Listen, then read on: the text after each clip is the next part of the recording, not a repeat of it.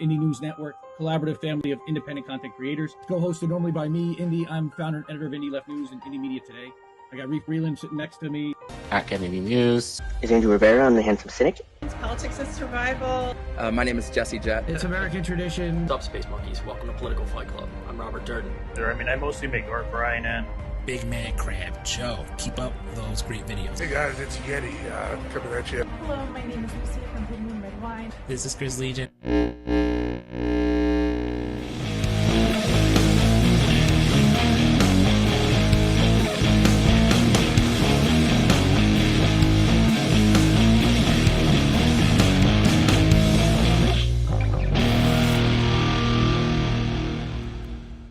Keep fighting that good fight out there, guys. I'll talk to you later. Who are these people? Good evening, good evening, good evening. Thank you for joining me tonight on this night's episode of Bread and Circuses. And it looks like my camera is not really doing its thing. It just wants to blur out everything, but that's okay. We're going to keep going with it. So for tonight's episode, as you guys saw, I have very strong feelings about the police as we know them in our country. And, I'm not even going to play the video because I'm not trying to get into some salacious stuff tonight.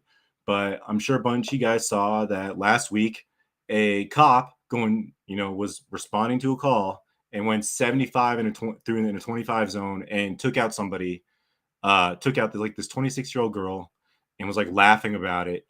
And after I saw that video, I was like, nah, F this. I can make this argument. So if you came to the show thinking that I was just going to show a bunch of videos of like cops being brutal assholes, like that's not what I'm trying to do. What I'm trying to do is literally try and make us think differently about how we approach the police and how we regard them in relations to class, in relations to what we think their responsibility in society is, and ultimately how we can get rid of them. So that being said, I just want to say, like, categorically, when we talk about abolishing the police and less police doesn't mean give them less money. It doesn't mean, maybe like they should be nicer and have like rubber bullets instead of freaking hollow tips. No, it means no cops. Now, that being said, there are some difficulties in kind of trying to approach the situation because we still live in a society where, people are going to do things because they're desperate. And we have to take that into consideration when we're considering abolition. At the end of the day, as long as we're not in some form of socialism where there's like a more equitable society, there's going to be the psychos out there. But let's kind of suspend that for a moment and look a little bit more about how societies have implemented abolition, how we might be able to go into applying abolition in our own society, and kind of the bigger picture here. Now, tonight, I am focusing in particular on just more police abolition. However, the bigger topic here is really the dismantling of the prison industrial complex. Now, that is a huge topic. It requires me going into the criminal justice system. And it requires me going into a whole story about how all these different pieces link. And I'm going to link a bunch of different pieces. But yeah, I know I'm blurry, comrade. It's just like maybe I should just turn off the blur, huh? Give me 1 second here. Virtual black background, deselect. Okay, so now you can see my tiny little room, but I'm not blurry anymore. Anyway, I kind of forgot my train of thought.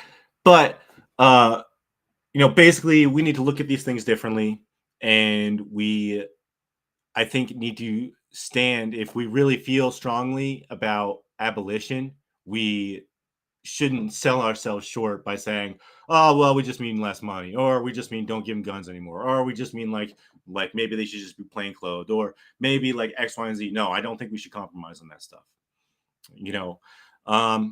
So what I'm going to do is I'm going to start off with a couple anecdotes that kind of illustrate a little bit about why I particularly have like a visceral reaction to cops, that transcends, any like theoretical BS I might be familiar with, because I've had some bad experiences with cops at a very, very young age. So just a couple to kind of just illustrate like why I think cops are dumb and why I feel the way I do. You can listen to these stories that I went through, and you can tell me just from these 3 stories if you think that cops were necessary in these situations. Okay, so first one, straight up, I was like, I don't know, 16, 17 years old. And I used to smoke a lot of weed in high school. And one day I came home fucking high as hell and didn't have anything on me. But my parents were like, oh, we're sick of it. We already called the cops. They're coming. And cops came about 15 minutes later, gave me a whole ration of shit, handcuffed me in front of my parents, threw me in the back of the cruiser, took me down to the station. This again, I'm like 16 years old. And they ankle cuffed me to the a chair in a room with the like double-sided glass so they could see what I'm doing. And they just harassed me for like 4 hours. They were like, oh, you guys are all the same. Where'd you keep it? We all know you're a bunch of potheads, pot smoking, hey, blah, blah, blah, blah. And just harassed me for hours on end, only to be like, all right, well, CPS doesn't want to take you because your parents are just in a bad mood. So what do you want to do? And I ended up just kind of getting dropped off at the local movie theater and partying with a bunch of friends that night. So that was one thing, probably not appropriate for police to harass a high school student.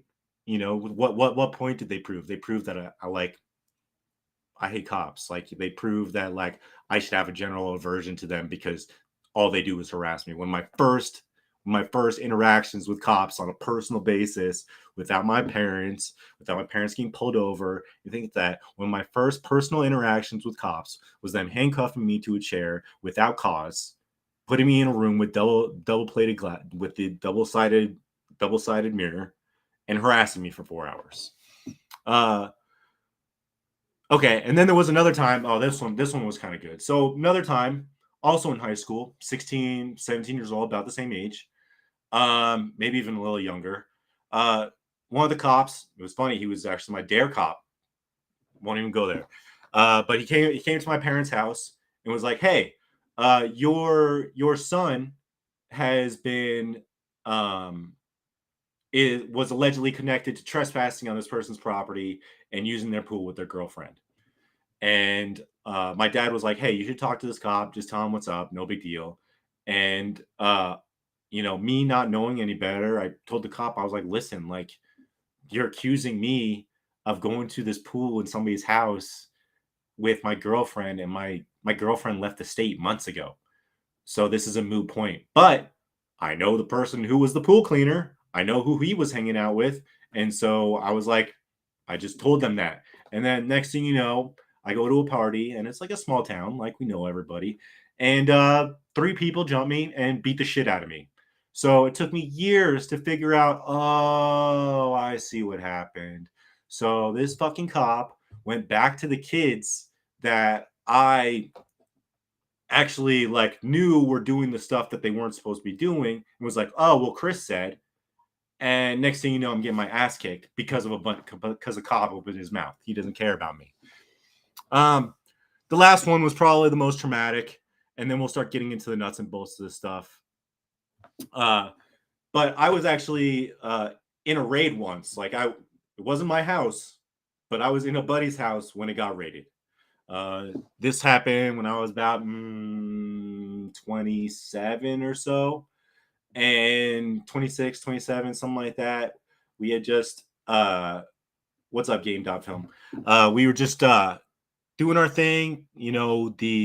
The plants that we had downstairs were looking really good, and we had about, I don't know, there was like 8 of us that were just having what we called a trimming session, like where we would just freaking trim freaking 50 plants for freaking 10 hours. And so we had just finished trimming the place, and like within an hour, the cops freaking tried to throw a smoke bang, like a flashbang through the door. It didn't, through the window. It didn't work because it had the iron bars. So we hear a huge bang outside, and we're like, what the fuck's going on?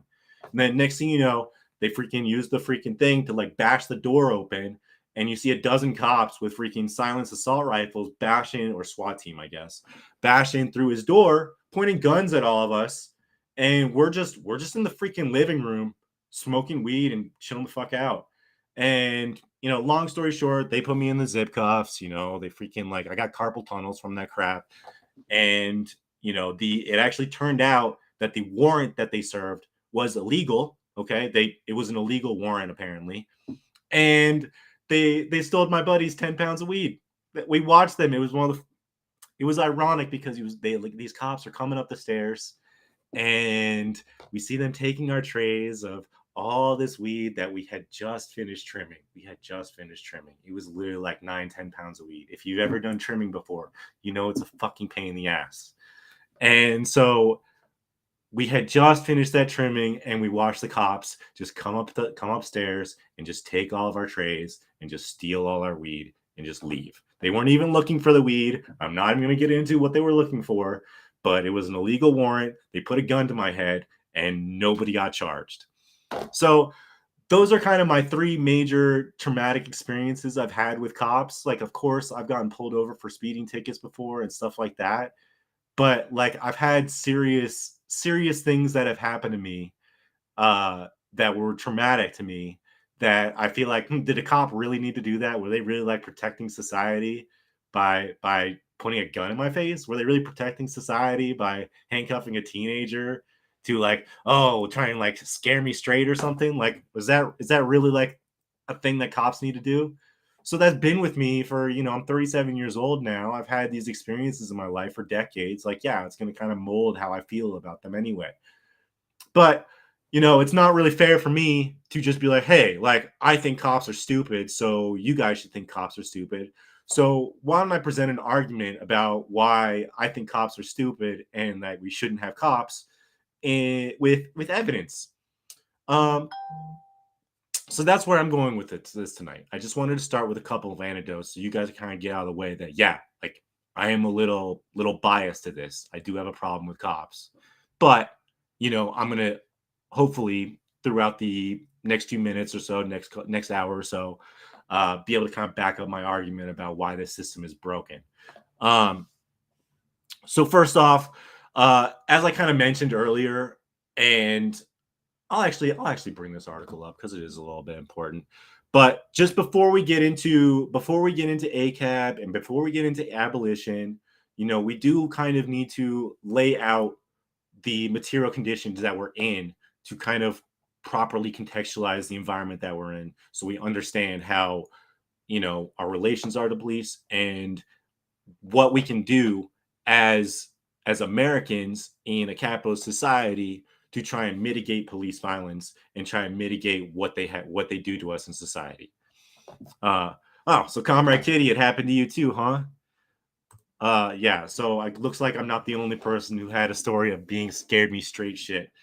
So a lot of us have had those stories, but like, did it change who we are? No, it just made us like more fearful of police and more averse to them, and kind of understanding at a young age that like a cop is not the same as everybody else, and I'll get to that in a little bit because I think that's a really important point. So now, before, like I said earlier, a big portion of abolition really does include dismantling the prison industrial complex. So I do just kind of want to go over a little bit about the overall kind of big picture, so we can kind of see that police abolition is a piece of the puzzle, but we need to look at how our community functions to understand how that's going to be able to work. Because I think what happens a lot, especially during stuff like George Floyd and, around 2020, 2021, stuff like that, when there was a lot of talk about defund the police and abolish the police and all that stuff, people weren't putting this stuff into the proper materialist framework. People weren't using dialectics. People were not trying to explain the relations that people have between police and citizens and trying to understand what their real role is in society. So it ended up just kind of getting, shuttered, and people didn't really understand what was going on. So that being said, let me bring up this article really quick. Give me 1 second here. Why? It's so weird how it freaking... Okay. So first, abolition. Give me 1 second here. All right. So what I want to start off with here is just a quick article on why abolition is practical. I'll zoom in this a bunch. Looks like it's a lot smaller on your guys' screen. Okay. So experimenting and putting our ideas into practice will be how we move forward to a closer world without the harms of policing, prisons, and punishment. Now, I'm not going to read this whole article, but I just kind of want to go over a couple points. So let's see. Prison industrial complex abolition is still marginalized and frequently misunderstood.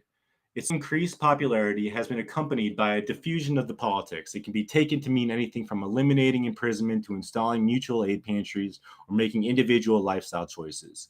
While an expansive understanding of abolition can be useful, loose application has posed challenges to organizers mobilizing the politics in a more focused, rigorous ways, suggesting an incorrect equivalence between disparate activities. Additionally, mainstreaming an anything goes approach to this political praxis has made the context of prison industrial complex abolition organizing muddled. I have plenty to say on that. A generalized approach also opens the door for reformist approaches to masquerade as abolitionist ones, spurring conflict among allies who should more properly be fighting a common enemy. Specificity is essential for applying the politics effectively, and the lessons learned through practice only amplify the need for specificity. Beyond ideology. Now, this is kind of what I was saying in the beginning. What I was kind of going for in the beginning was like I was originally going to title this that ACAB isn't a vibe, because I'm tired of kind of the thing where people immediately, if you say ACAB or you kind of give out that kind of impression, people immediately like just reject you and won't listen to it because they think that, oh, you just want anarchy. It's like, yeah, I want anarchy, but like I also want cops to go, and it's in our best interest if cops go. So let's talk a little bit about this. I'm just going to read this quick blurb. We're going to talk more about this stuff too. Given the uphill task of moving the prison industrial complex abolition from being understood as science fiction to be given serious consideration, it makes sense that PIC abolitionists have elevated ideological concerns above organizing ones in public contexts. It's kind of why I talk about this stuff. Brilliant, mostly Black feminist thinkers have repeatedly articulated the contours of the PIC abolitionist politics and made the case for their acceptance. Toolkits, facts, books, and webinars offering a variety of takes on the politics are increasingly available. While dynamic ideological activity is essential to advance the politics, PIC abolitionist organizing campaigns provide the best case for the politics by demonstrating how to put them into practice.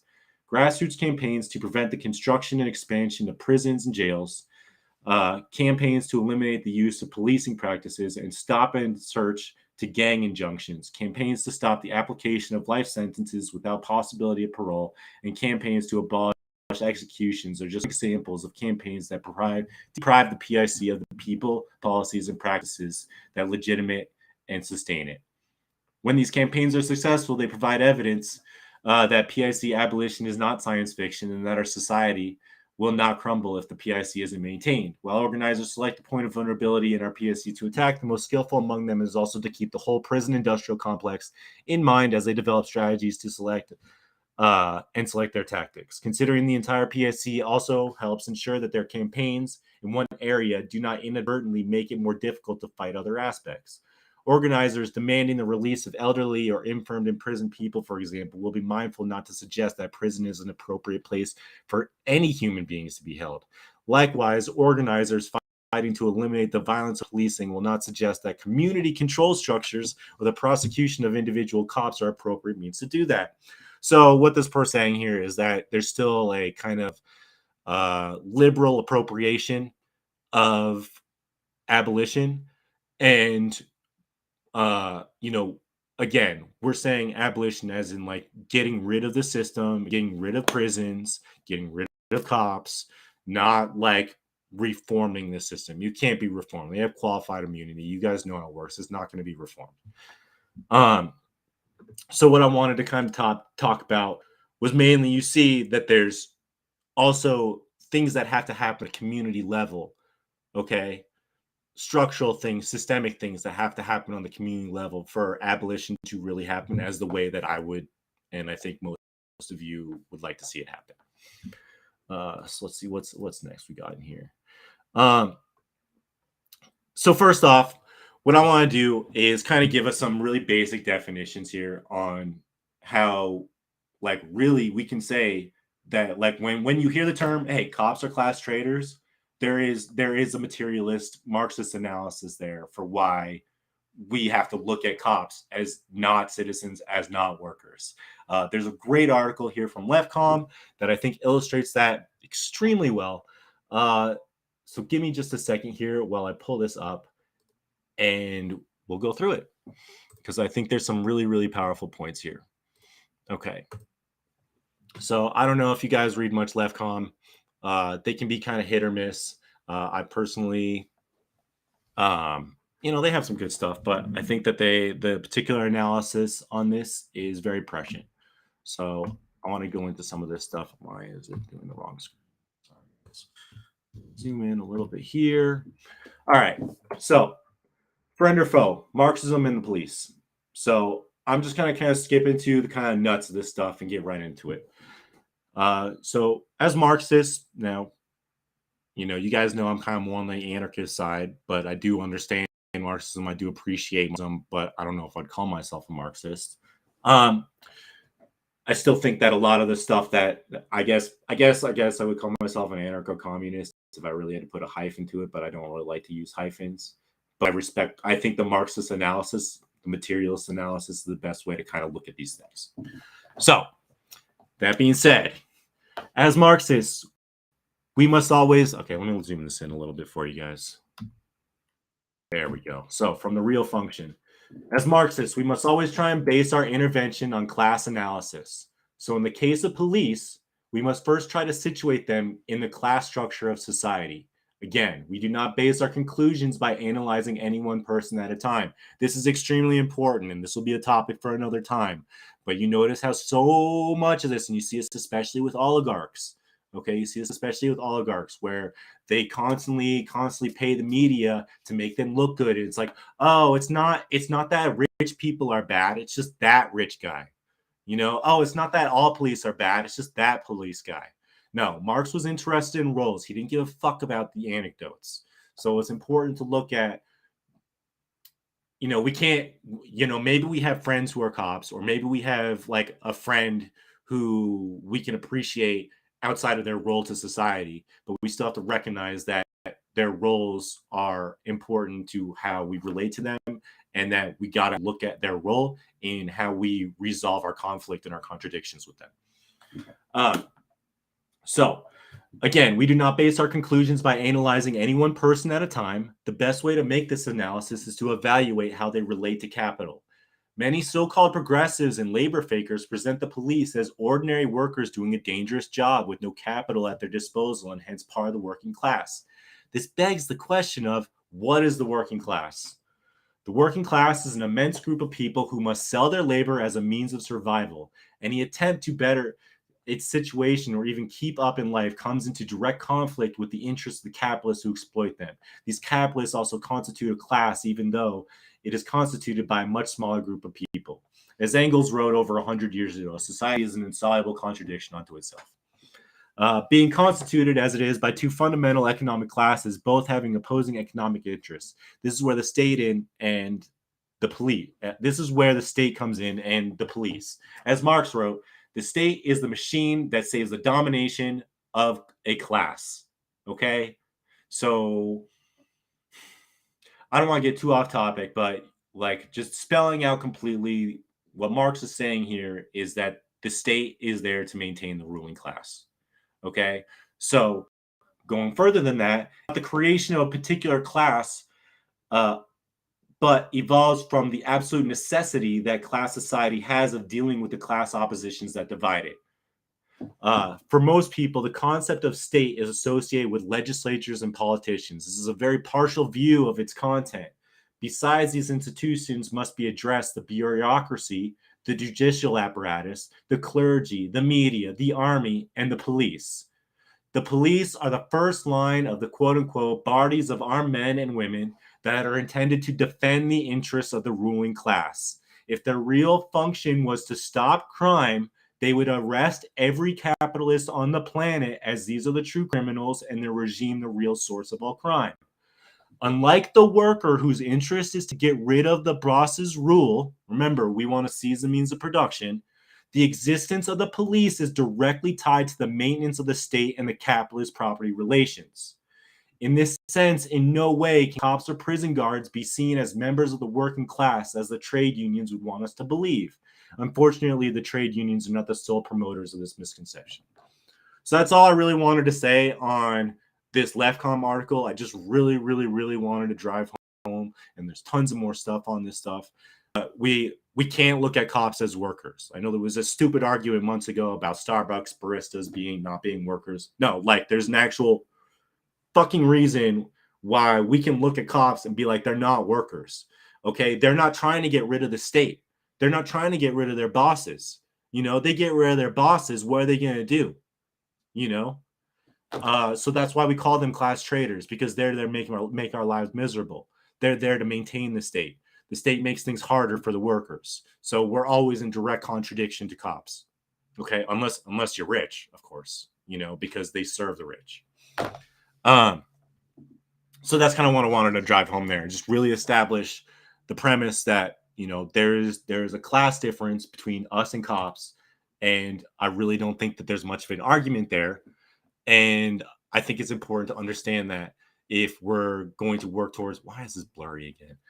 If we're going to work towards trying to go through abolition, I think starting with the premise that average citizens, average workers should see themselves in an antagonistic relationship with cops at all times is appropriate. Okay. And so that's where I'm coming from with that. That's where I want to drive home with that element right there. So let's see. Where can I go next? So I've kind of already defined, you know, what a cop does. Their job is to protect property over people. It's funny. I'll go on Twitter and I'll freaking just get people to just admit this shit all the time. You know, oh, why do you need a cop? Well, what? Who's going to protect my house when I'm not there? Okay, so it's not really about protecting people. It's about making sure that your freaking bougie house isn't robbed. Okay, so you have that premise. And then if you have that premise, you kind of understand that our society is predicated on violence. And if you understand that our society is predicated on violence, you understand that we're not really free. And that's a whole other thing. And that kind of gets into kind of an anarchist thing. Let me look at this really quick. Gannon 2D. What do you intend to replace police with that are still powerful enough to take on criminals against a socialist society? So that's an interesting question. Let me stew on that for a second while I keep going into this. I'm going to post that up because I think that's a good question. So let's see. What do you intend to replace police with that are still powerful enough to take on criminals against socialist society? So you're saying the capitalists. Who's going to kill the capitalists? You know, that's our job, isn't it? You know, that's our job. You know, there's nothing to replace the police because the police always serve the ruling class.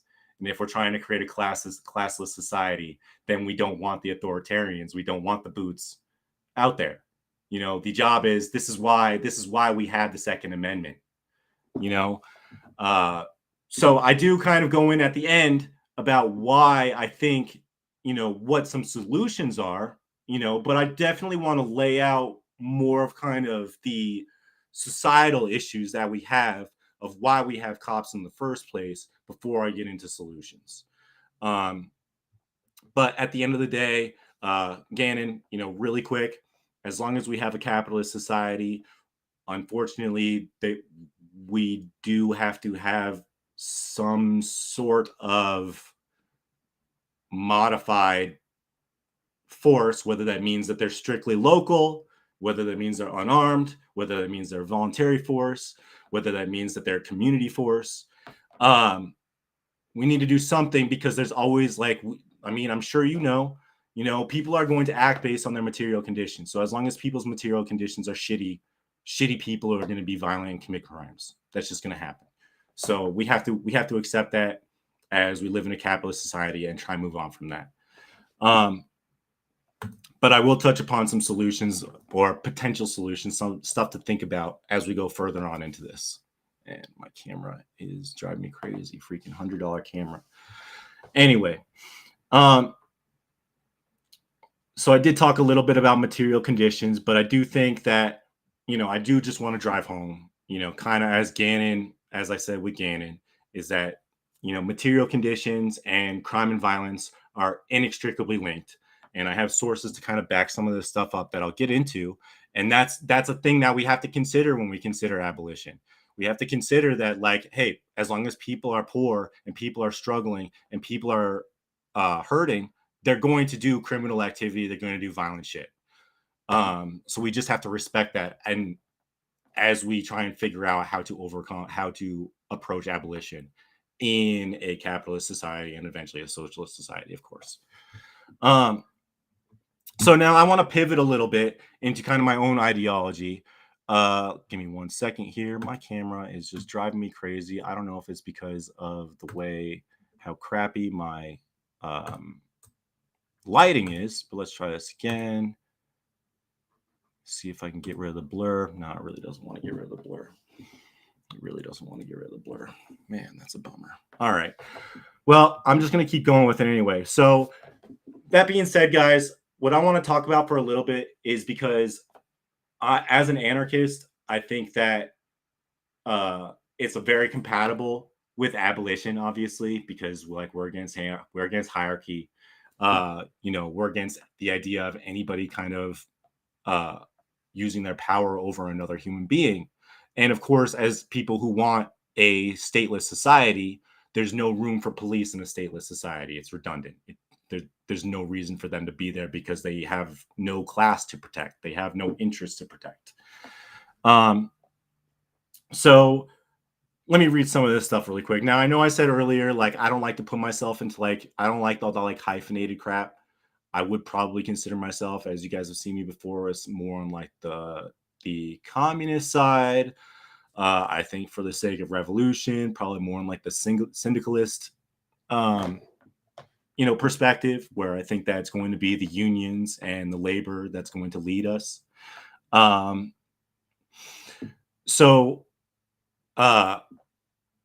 do want to talk a little bit more about kind of anarchist theory in relation to how cops are, because I think you guys will better understand where we're coming from and how we view cops, and in that light. And basically kind of what it comes down to is, as anarchists, we kind of put a precedence on freedom above everything. That's kind of how we see it. Autonomy, no gods, no masters, in control of your own life, free association, a little bit of debate on that. But basically the idea is that, we're not free as long as there is a force, whether that be the state or the people who serve the state, like the police, coming after, ruling over us. If we live in a society that's predicated on violence, that's going to fuck with our heads and make us do things based on the fact that we know that we could get shot by a cop at any time. So what I want to do before we get into kind of the nuts and bolts of ACAB and how we do abolition is, I want to show, I'm going to show some clips of Lahaina really quick. You guys might know Pasta Jardula, but he was in Lahaina last week, and there's literally baseline anarchy happening there right now. So what I want to do is I want to kind of show what's going on there, show how just from the view of how they're making it work without the state and without police intervention. So I'm going to bring up Pasta's clip right here. Give me 1 second. Let me see. I see Gannon, I think I see that you said you see our impasse. I'd be curious to see what your take is. Maybe we can expand more on that. But in the interim, I am going to play this clip of Pasta. Let me see, about 45 seconds in. Okay, so I think this stuff's freaking amazing. So props to Pasta for going out to Lahaina and making it happen. I know it isn't cheap. I know it's not easy, and I know it's super traumatic, but this is really important stuff. So let's open up a little bit. Oh, I'm just doing the wrong screen again. Sorry, guys. Where they're locals take care of each other. So we're going to go to a beach, which is just a little bit north of Lahaina, that they set up a mutual aid camp, and we're going to go check it out and talk to some of the people there and see what they're doing. Check it out. So this is not supposed to be something that's looking dirty. We want it to look better than any government official could set up, and it's already been looking better. Our organization's better, our communication's better. The only thing we don't have are lack of funds. So the government's got all of the funds, but they won't give us anything. They won't promote us in any way.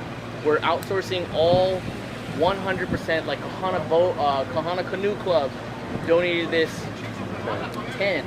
Maui Rents donated this tent.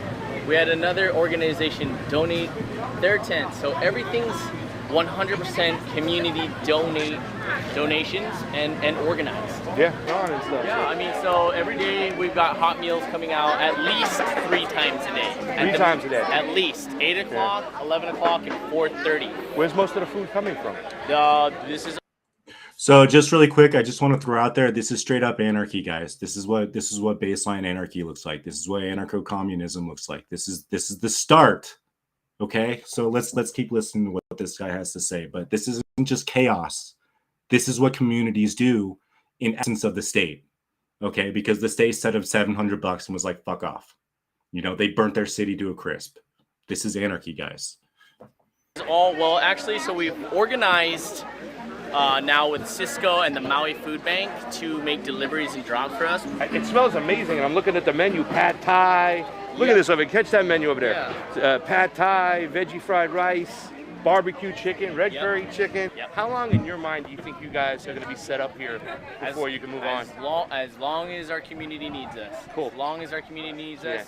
So this is the kitchen. This seems like to be the canned goods section and stuff like that. Who's coming in and mainly grabbing the stuff? Like, are these people like locals that have just all locals, just coming on in and like 100% local. As long as our community can survive here. Yeah. That's as long as we really need to and want to be here. We're not trying to take over any government or anything like that, but I think that the government's afraid at how fast and efficient and good we are at doing this, so that the people are starting to realize we don't need the government. We don't. Guys, this is such revolutionary context right here. I don't even know, like, this guy obviously has a little bit of revolutionary potential anyway, but the fact, and like, we're trying to, I don't know if I can really say this, but me and Greg on Politically Homeless would like to interview Pasta a little bit more about this stuff. But they're like, this is anarchy, guys. This is guys, they don't have any government, they don't have any state, they don't have any police, they don't have any people with permits, like people pulling out permits and shit like that, telling them like you can't do that stuff. And let me see if there was any other notes I wanted to pray about that really quick. So I just wanted to drive home that people in Lahaina are sick of it, and they see the value in, community outreach and starting to figure out that the government isn't really doing what it's supposed to. And they're like, oh, wait, what do we need the government for? Now, in contrast to that really quick, and I do have some more videos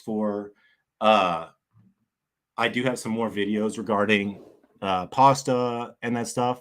But one of the things I do want to show is, in contrast to how this basically baseline anarchist society is holding up, free food, free, giving out necessities, toiletries, whatever people need to whoever, no questions asked. Okay.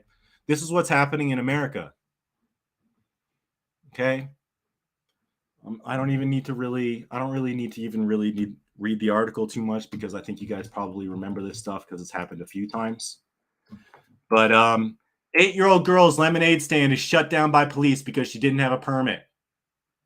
People in Lahaina have set up tents and are giving away food for free, giving away toiletries, giving away Wi-Fi, giving away power.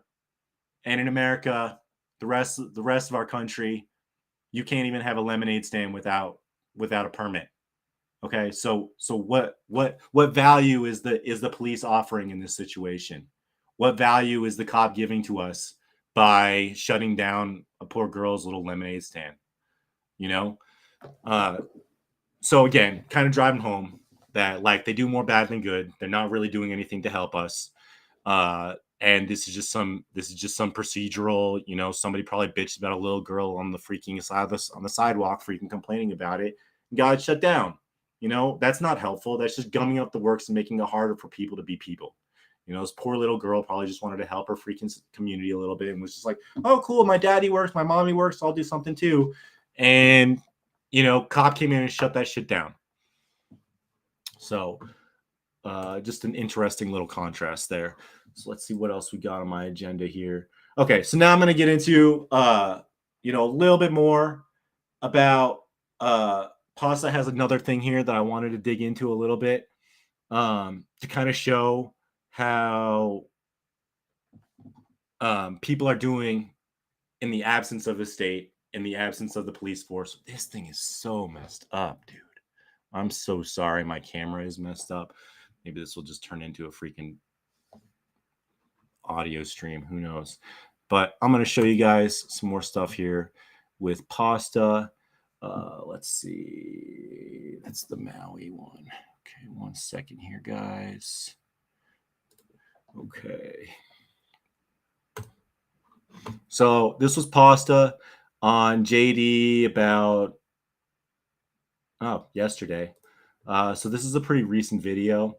We're just gonna kind of skip through a couple parts of it, starting off with right around 2:30. All right, give me 1 second here, guys.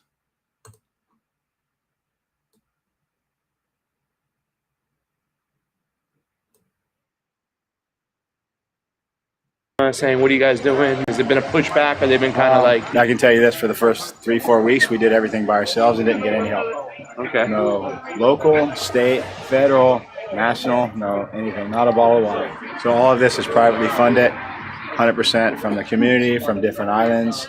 The deal is this: everybody whose house got burnt down, they lost everything. They lost their homes, they lost their jobs, and the government gave them $700. So right now they're being put up by first aid for 2-3 weeks in hotels, but when that ends, they don't have anywhere to stay, they have no money, they have no jobs, they have no food, they have nothing. Can we go in there?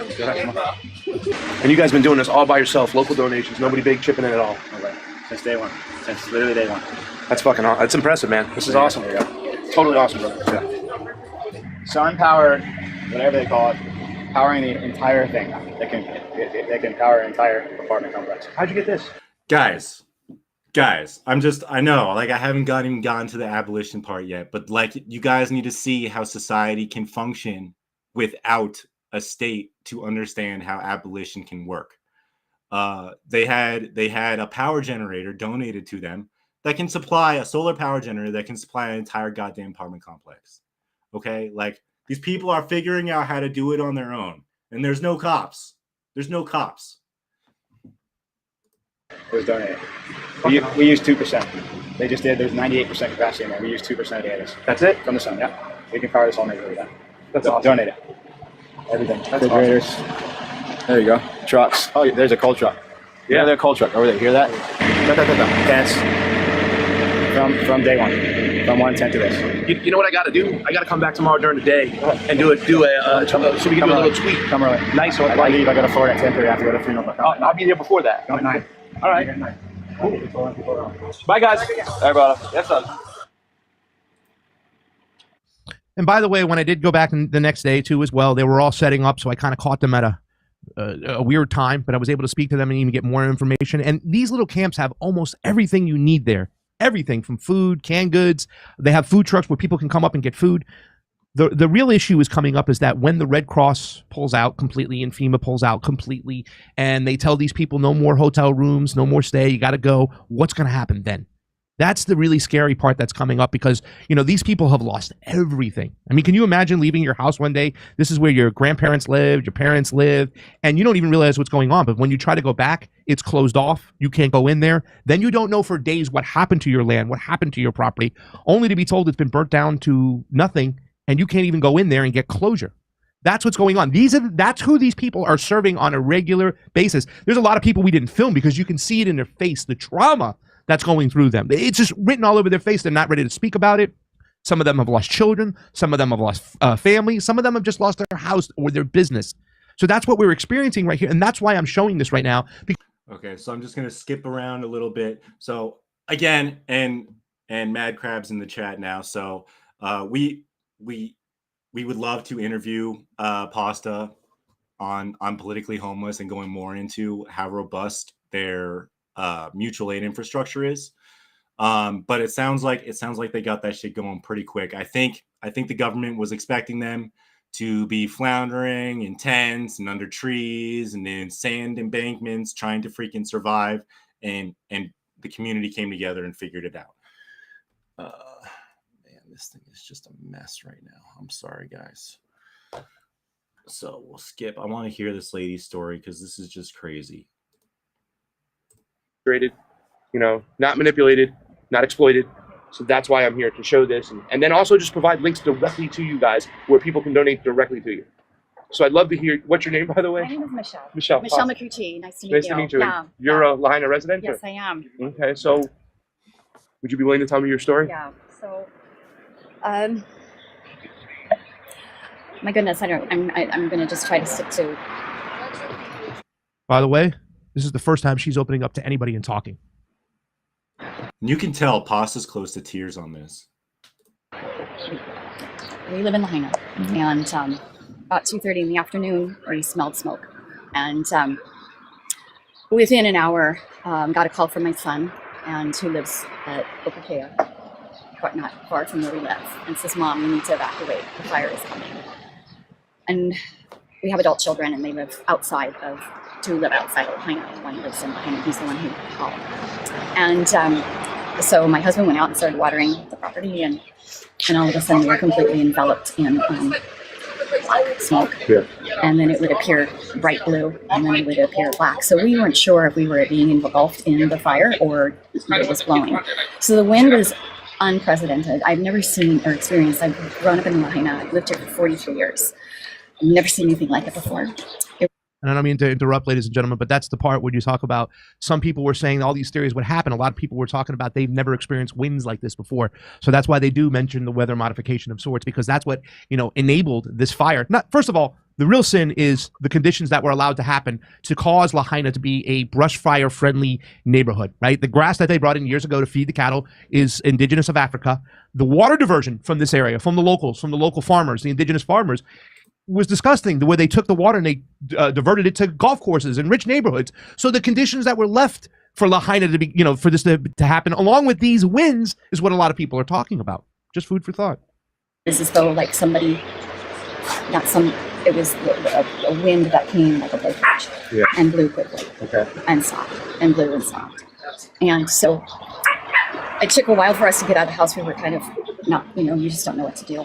And we just started driving out of the complex, and we sat there for 25 minutes. We couldn't get out.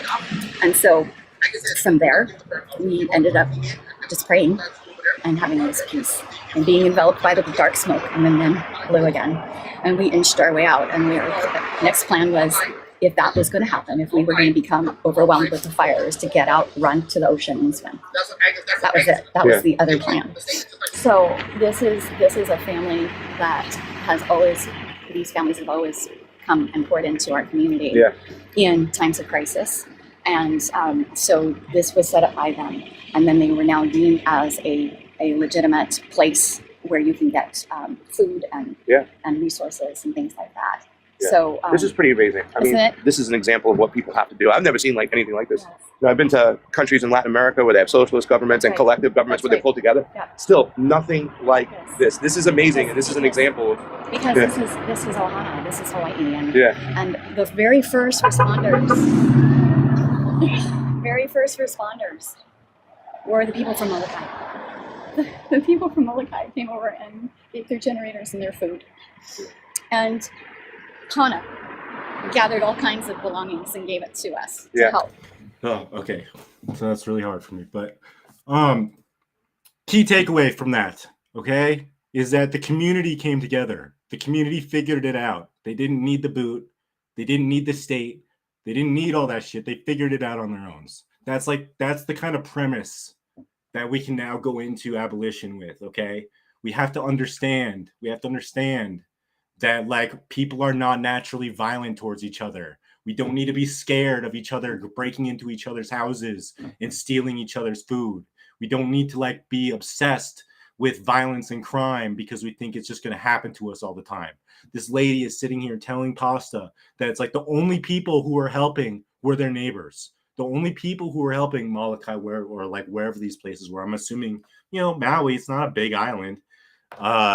You know, they were getting resources from other workers, other community members, you know, maybe members of the petty bourgeois, whatever. Like they were getting donated from ostensibly restaurants and stuff like that to get kind of like some of their more important infrastructure like power, Wi-Fi, etc. But it was the local community that was helping each other. Okay, we really need to drive home that if you want to understand abolition, you have to understand that people are going to help each other. Okay, that we don't need violent babysitters to keep us in line, that people will figure out how to take care of themselves. People will figure out how to manage their own communities without the boot over them. Okay, so I know I spent almost an hour kind of laying out kind of the background on this, but now we gotta get to dive into a little bit of the abolition. I just felt like it was really important to kind of lay down the framework that Lahaina is just an amazing example of a community coming together, and I think he's right in saying completely blowing out of the water the government's expectations of what a community can do without the state. Okay, and so we need to keep that in mind in terms of abolition, because community members are more inclined to help each other. That's just how we are. We're social creatures. We want to be part of a society. We want to help each other. We want to find fulfillment in our lives. You know, when I talked about alienation before, but we want to find fulfillment in our lives. And our lives, a lot of our fulfillment in our lives comes from finding ways to help our own community. Okay. So that's why people are like just doing whatever they can to help people of Lahaina, because there's like it's human nature to be like, oh my God, your entire city just got razed and burnt to a crisp and you guys have nothing. What can I do as a human who cares about other humans to help you? Okay. So, that's a tough segment right there. And thanks again, Pasta, for doing all that work, because it was really important.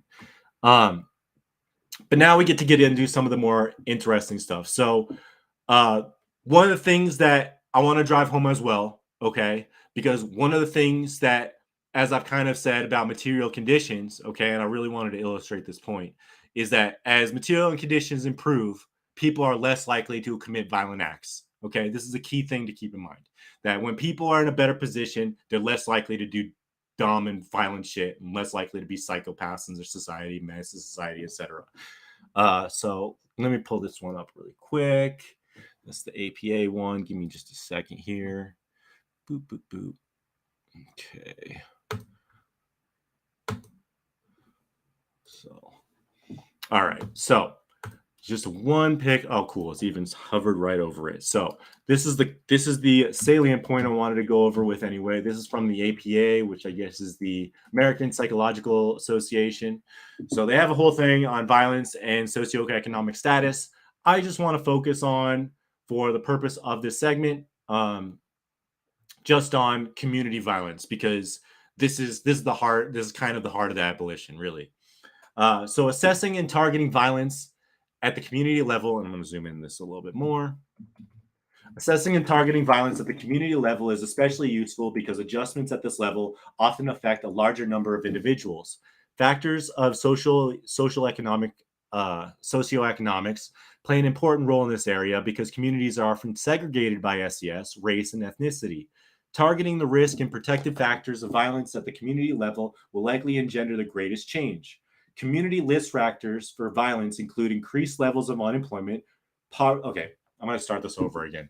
Community level risk factors for violence include increased levels of unemployment, poverty, and transiency, decreased levels of economic opportunity and community participation, poor housing conditions, gang activity, emotional distress, and lack of access to services.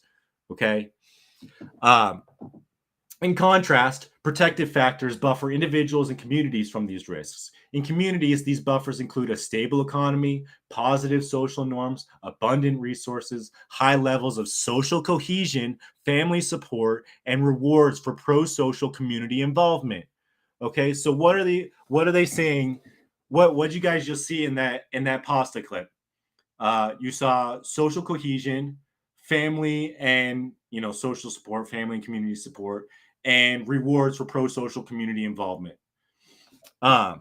Let me see this. I appreciate your honest perspective, but as a tanky, I respectfully disagree that splintered communities policing themselves require a state.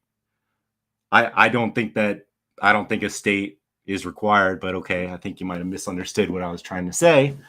Okay,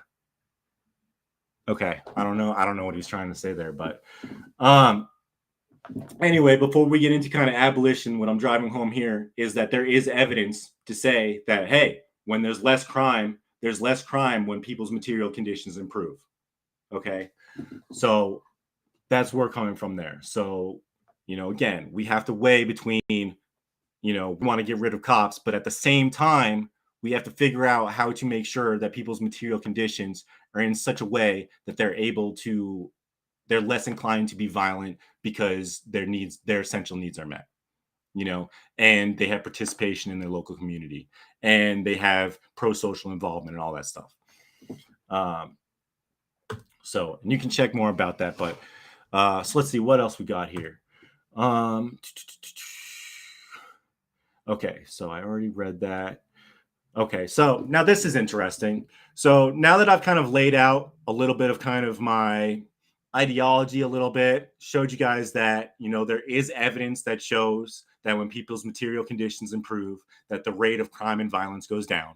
What I want to show you guys is some examples of where abolition has been successful, okay, and how they're implementing it in their societies. Now, if Gannon is still in the chat, I don't know if he is anymore. I was going to kind of touch upon the Zapatistas and the Rojavas, and I'm still going to do that.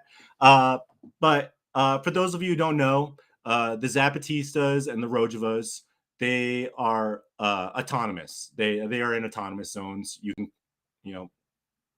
anarchists kind of loosely refer to the Rojava and Zapatistas as anarchists, although neither of those groups would really see themselves as anarchists. Maybe libertarian socialists, not trying to get in the weeds with that stuff. The point is that they're autonomous zones that, like, the state won't fuck with them, that they can do their own thing. So let's first take a look at what the Zapatistas are doing in their region. Okay, Chiapas, a population of 300,000 people. Okay, let's see what the Zapatistas did to figure out how to police 300,000 people. So which one is that? Give me 1 second here, guys. Okay, 1 second. Appreciate, there it is. Okay, so pull this up. All right, so make this a little bigger for you guys. Zapatistas, lessening community self-organization in Mexico. It's kind of, I just noticed that. So it's a bit of an irony here because by definition, Chiapas is not Mexico. It's an autonomous zone. So it's kind of an ironic title that I just picked up on. I wouldn't call it, I don't know if the Zapatistas would call Chiapas Mexico. But we'll just get beyond that kind of semantical argument for a second here. So now, what I want to talk about here is a little bit about their criminal justice and their form of policing. So let's talk about this stuff because, as I mentioned kind of earlier, we do kind of have to consider both, the prison industrial complex, okay, which includes the criminal justice system, and police as kind of one thing. Even though I'm kind of focusing on policing, it's good to kind of talk about these things as a whole. So the justice system, the Zapatista justice system has gained trust and legitimacy even beyond the movement's supporters. It is free of charge, conducted in indigenous languages, and is known to be less corrupt or partial compared to governmental institutions of justice. But more importantly, it adopts a restorative rather than punitive approach and places an emphasis on the need to find a compromise that satisfies all parties. Rooted in the community, the system consists of 3 levels. The first level concerns issues among Zapatista supporters, such as gossip, theft, drunkenness, or domestic disputes. Such cases are resolved by elected authorities or, if necessary, by the communal assembly based on customary practice. When resolving conflicts, authorities largely function as mediators, proposing solutions to the parties involved. If unresolved, cases go up to the next municipal level, where they are dealt with by an elected honor and justice commission. This is really important. Sentences most of the time involve community service or a fine. Jail sentences normally do not exceed several days. Okay, so they've essentially abolished the prison system. As Melissa Forbes explains, community jail is usually just a locked room with a partially open door so people can stop by and chat and pass food. It's basically like a timeout for adults. Since the perpetrator often has to borrow money for a fine from his or her family members, the latter are also involved, and their pressure helps prevent further transgression. Because these places are so poor, they have to borrow from their family members who are also poor. And in that way, they're able to, that kind of pressure by feeling bad that you have to borrow money from your poor family member has an impact on changing people's behaviors. Again, this goes back to having a society that is built around social cohesion, not individuality. So where was I? Since the perpetrator often has to borrow money for a fine from his or her family members, the latter are also involved, and their pressure helps prevent further transgression. Women-related and domestic issues are addressed by women on the commission. Mariana Mora provides a telling illustration of the movement's approach to punishment, documenting a case in which Zapatistas issued a year-long community service sentence for a robbery. Those found guilty were allowed to alternate service with work on their own cornfields, so their families did not have to share in their punishment. The commission explained the decision as follows, quote unquote, "We thought that if we simply put them in jail, those who really suffer are their family members. The guilty just rest all day in jail and gain weight, but their families are the ones that have to work in the cornfield and figure out how to survive." The highest level of the justice system, that of the JBG, deals with cases that primarily involve non-Zapatistas or other local political organizations, usually disputes over land, as well as local government authorities. Non-Zapatistas seek out the autonomous justice system not only when they have disputes with members of the Zapatista communities, but also when they experience unjust treatment by the government officials, in which the case Zapatistas may decide to accompany the claimants to the public office and argue on their behalf. So that's based as hell. So if somebody goes into Chiapas and they get arrested by a Mexican police officer, the non-Zapatista who was in Chiapas can plead to the Zapatistas and be like, hey, this is what happened. And the Zapatistas will straight up go to court with them on their behalf. While Zapatistas still have police, this is interesting, is quite distinct from how we are used to thinking of it. As Paulina Fernandez Christian documents, they are neither armed, uniformed, nor professional. Neither armed, uniformed, nor professional. Similar to other authorities, police are elected by their community. They are not remunerated. They don't get paid and do not serve this function permanently. Little anecdote, I've had a buddy who spent time in Chiapas. He told me that the police in Chiapas, it's a 10-day rotation, okay? So you're only keeping the peace, pretend cop for 10 days. And then it's another community member who does it. So similar to other authorities, police are elected by the community. They are not remunerated and do not serve their function permanently. Every community has its own police, while higher administrative levels, those of municipality and region, do not. Decentralized and deprofessionalized police thus serve and are under control of the community that elects them. So obviously you can imagine how this is a big difference from us feeling the boot as opposed to the worker is, I guess for lack of a better term, the boot in this circumstance. You kind of look at it as, first of all, the police, it's a word, but that doesn't really have much meaning beyond them trying to keep the peace and trying to maintain a little bit of order for the crazies out there. But at the end of the day, they serve their community. They work for their community. They know everybody in the community. So let's see. So that's kind of what I had as far as criminal justice and for police with the Zapatistas, just to kind of give you guys an idea of how they're doing this stuff. Kind of key things that they do in mind that is very helpful is that when they do have policing, it's not like some some guy in a uniform with a badge who's meant to portray this image of authority towards you, over you. Okay. It's your community member. It's your guy you go, it's the guy you go to church with. It's the guy you go to the same breakfast cafe with every Sunday. It's the same. It's that guy, it's your friend. So, cops are less inclined to have misconduct when they know everybody they're supposed to be, protecting. So that's a key thing to keep in mind. Also, of course, them not being armed is obviously extremely important. Oh, just got a nice pop up there. So what else we got here? I think I got, let's see. Oh yeah. And this is just funny. So I wanted to show you guys this just to show you what kind of how it works in autonomous zones. So these signs are all okay. So give me 1 second here. Let's see. Sorry guys, bear with me for 1 second. There it is. So these signs that you see are all over Chiapas, okay? All over Chiapas. Now, I can't speak Spanish for shit, so I use Google Translate. But basically, what this sign is saying is the top portion says, "You are in Zapatista territory in rebellion." Okay, sometimes these signs say active rebellion. Here, the people rule and the government obeys. Okay, that means that there is an understanding between these Zapatistas and the Mexican government that the Mexican government doesn't fuck with them. They have no authority over them. Okay. The second sign says this region. I don't know what it was saying. That's in brackets. Strictly prohibits the trafficking of weapons, consumption of drugs.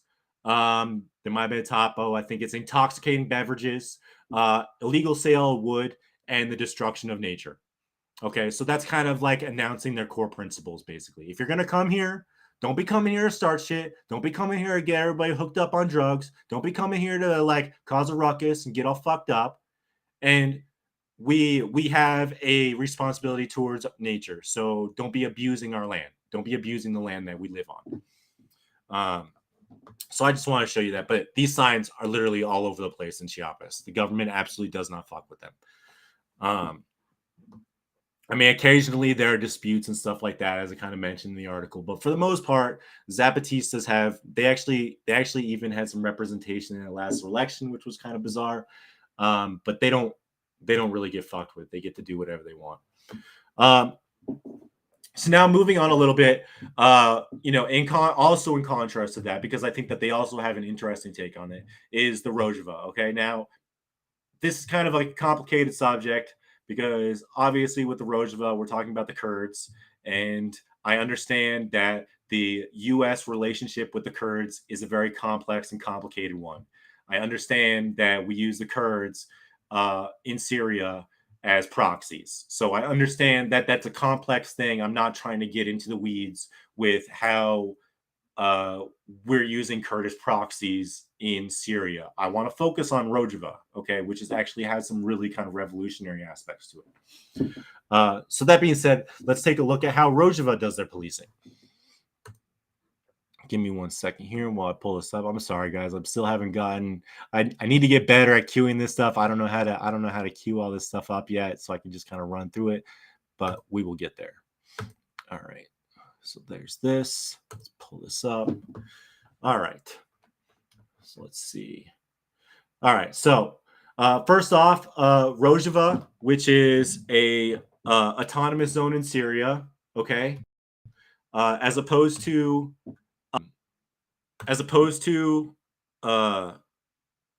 Chiapas, the Zapatista territory, and good evening, Desert Mantis. In comparison to Chiapas, which has about 300,000 people, okay, big, good sized amount of people, okay. Rojava, the numbers I see is between 2 and 4.5 million people. Autonomous zone. Don't tell me that anarchy doesn't work, okay. Between 2 and 4 million people, they're figuring it out. So what I wanted to do was just kind of illustrate that, there are significant populations that have decentralized and have abolished police and have made that shit work. So let's take a look again. I understand that there's there's a nuance with how we relate to how the U.S. government and the U.S. military uses the Kurds for proxies. I'm not trying to get into that tonight. I just want to look at the Rojavas and kind of what they're doing. So what I want to do, obviously, in context, I'm talking about abolition tonight. Let's talk about how they protect their community. In Rojava, yet a system. Okay, so the common slogan heard at protests is "No justice, no peace," raising an essential question of how political system founded on a bloody history of white supremacy, capitalism, and colonialism can ever provide true and meaningful justice. Some call for police reforms, others call for redistribution of funds, still others argue for abolishing the police as the best option. Many people, even on the left, find it hard to imagine viability of such a system. Yeah, I can tell. Yet a system of this kind already exists. In Rojava, the autonomous self-administrative region in North Syria, in Rojava, the ISF and HPC forces work together in a symbiotic relationship to provide safety and security to the community. Okay, so there's like kind of an interesting thing here with Rojava is that they do still have to, even though Rojava is an autonomous zone, they still have to have elements of a state for the sake of things like export, aviation, global trade, stuff like that. You can't, it's very, very difficult to do those things without a state. I'm not trying to get too much in the weeds with that tonight, but Rojava kind of has this kind of hybrid thing going, but the people who work on behalf of the state literally have no power. Okay. They answer to the citizens of Rojava at all times. So the ICIS work as traffic controllers, arrest criminals, protect victims of domestic violence, serve as security guards at main governing buildings, and control the movement of people and goods from one canton to another. The HPC, in contrast, are both trained in basic security who only patrol their own neighborhood. The purpose of both forces is explicitly to protect the people from outside threats such as terrorist forces. It is always the HPC that protects the neighborhood, never the ACAB. The ACAB protects the city while the HPC protects the community. Both organizations have a gender quota of at least 40% women, if not more. So that's a totally different thing, but one of the major premises of kind of the Rojava liberation is they have a huge emphasis on anti-patriarchal female liberation. So that's why that's pretty relevant there. They have 40% women as their police, so to speak. Through this alternative method, the possibility of instituting hierarchies of power and authority are considerably reduced. The people are protecting themselves. Security forces protect those who they live with and interact with on daily in the neighborhood. The proximity ensures that violations occur only rarely. When they do occur, the neighborhood communes immediately activate community mechanisms of justice, honor, and restoration. The chances of one group establishing a monopoly over this process are further reduced by the encouragement of everyone in the community to participate in a roster system. Okay, so the police is a voluntary thing, and they encourage everybody to participate in it, so you don't end up with anybody kind of ending up in this position where they end up with more power just because they've been doing it longer, they've been tenured, or so on and so forth. Anyone can volunteer. This explicitly includes the elderly, who have to take on more responsibility due to the fact that most young men and women are fighting at the front lines in the war against ISIS. Particularly women are active in civil protection. Nothing restores and empowers the soul of a traumatized, war-torn community more than seeing the matriarchs of a neighborhood stand confidently at street corners wielding AK-47 rifles for the people's protection. These images do not inspire fear and terror. They inspire communal confidence, pride, dignity, self-respect, and belonging. It's kind of a mixed message there, but I'll let that go. The social ecology of the system is protected by promoting women's participation, a deep respect for multiculturalism, and recognizing the sacredness of nature. It is not enough to create alternative institutions without significant educational efforts to undo patriarchal, socio-political, economic, and cultural hierarchies. This system is established through concerted efforts towards democratization, education, and unlearning within society. This is the only way the meaningful long-term and organic change can occur. So people might start taking issue with this next bit right here. In order to scare word, re-educate society in Rojava enter academies for 1, 2, or even 3 months at a time. This is done on a volunteer basis, but also involves government institutions. For example, the Ministry of Education rosters groups up to 30 teachers at a time to enter academies. During this process, workers continue to be paid. Women with children can take their children along and have free childcare as they spend weeks learning about civic duties, democratic rights, gender liberation, ecological sustainability, the history of capitalism, and more.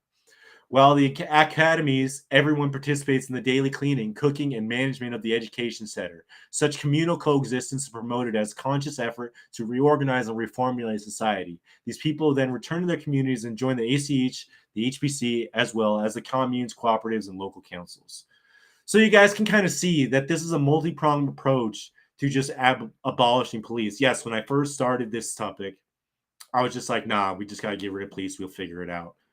But you know, it doesn't take much to dig in a little bit to see that it really has to be a multi-pronged approach. We really have to approach it from, you know, re-education is kind of a scare word, but at the same time, we do kind of have to understand that, again, as I've said much earlier, material conditions have created things like violence and dangerous activity and stuff like that. So, you know, ostensibly, these sort of seminars that the citizens of Rojava participate in is kind of deprogramming people. I think that might have been a better way to put it, so that they can understand better how they relate to each other and have a more successful society. Again, this is about, like, so much of it is about breaking down, you know, the indoctrination that we have from living in environments that is based around individualism. So I think that's a really, really important salient point there. So what else we got here? Moving on. Oh yeah. So now what I want to do is one of my favorite anarchists. This thing is so messed up. I promise I will get this fixed next week, guys. I'm so sorry. I think maybe I wonder if it's the light. It's not the light. So I'm gonna play a little bit from my man David Graeber, who does have a lot to say about Rojava, because he does say some interesting things about it, and he's I've read a lot about him. I find him to be a person who I've adopted a lot of my ideology from, so I value a lot of what he has to say. So we'll just play a little bit of these clips right here. Give me just a second here. Let me see. Sorry, guys. We'll pull this up right here. Okay. Oh, all right. Let me pull this up. I suppose a bit of an, but I wanted to start with, I suppose, a bit of an introduction to the struggle in Rojava, especially from your perspective. You've been someone who's been following this for a while now. A few years, yeah. So I wonder if you could explain, I suppose, to the audience why you've been so interested in what's going on there, and a bit of background to, I suppose, why do the left follow what's going on there? Well, I mean, this is one of the most exciting political experiments, really, since the anarchists in Spain in the 1930s. This is one of the few occasions when people have actually had a extensive stretch of territory in which to try to see if libertarian socialist ideas can really be put into practice and actually work on the ground, with a lot of really startling success, to be honest. I first found out about the revolution in Rojava when people there contacted me. And, you know, at first, I think everyone reacted with a certain degree of incredulity. I mean, is this really true? Could this be happening? Could all of this been happening for all these years and I'd never heard about it? But, you know, the more I learned, the more I was really struck by how profound an historical experiment it really was. In what way? So, I mean, what does that mean? I mean, what we're talking about is really something that started within the PKK, which is the guerrilla movement, and it's a larger political movement within Turkey, which is originally a separate Marxist-Leninist separatist movement.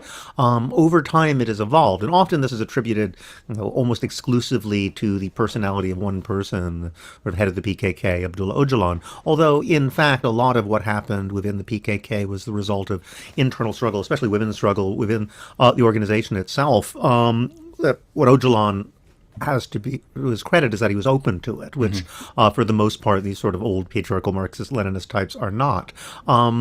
And gradually over time, PKK transformed from a relatively traditional national liberation struggle was pushing for a separate Kurdish state, to something really different. A group whose major planks are social ecology, a lot of it inspired by Murray Bookchin. Although they have their own version of democratic confederalism that they've developed, partly based on their own experience, partly on Kurdish traditions, and partly based on anarchist theory. So you have social ecology, direct democracy, and women's liberation being sort of primary planks of a social struggle, which no longer actually desires a separate state at all. In fact, sees itself as in essential opposition to the very idea of a state. So that's a really important point right there. Let me just go back really quick because I think he drives home, I think it's just really important to kind of encompass how you're able to have things like abolition, what kind of things you have to take in consideration to make that happen. So let me just back that up a little bit. Okay, give me 1 second here.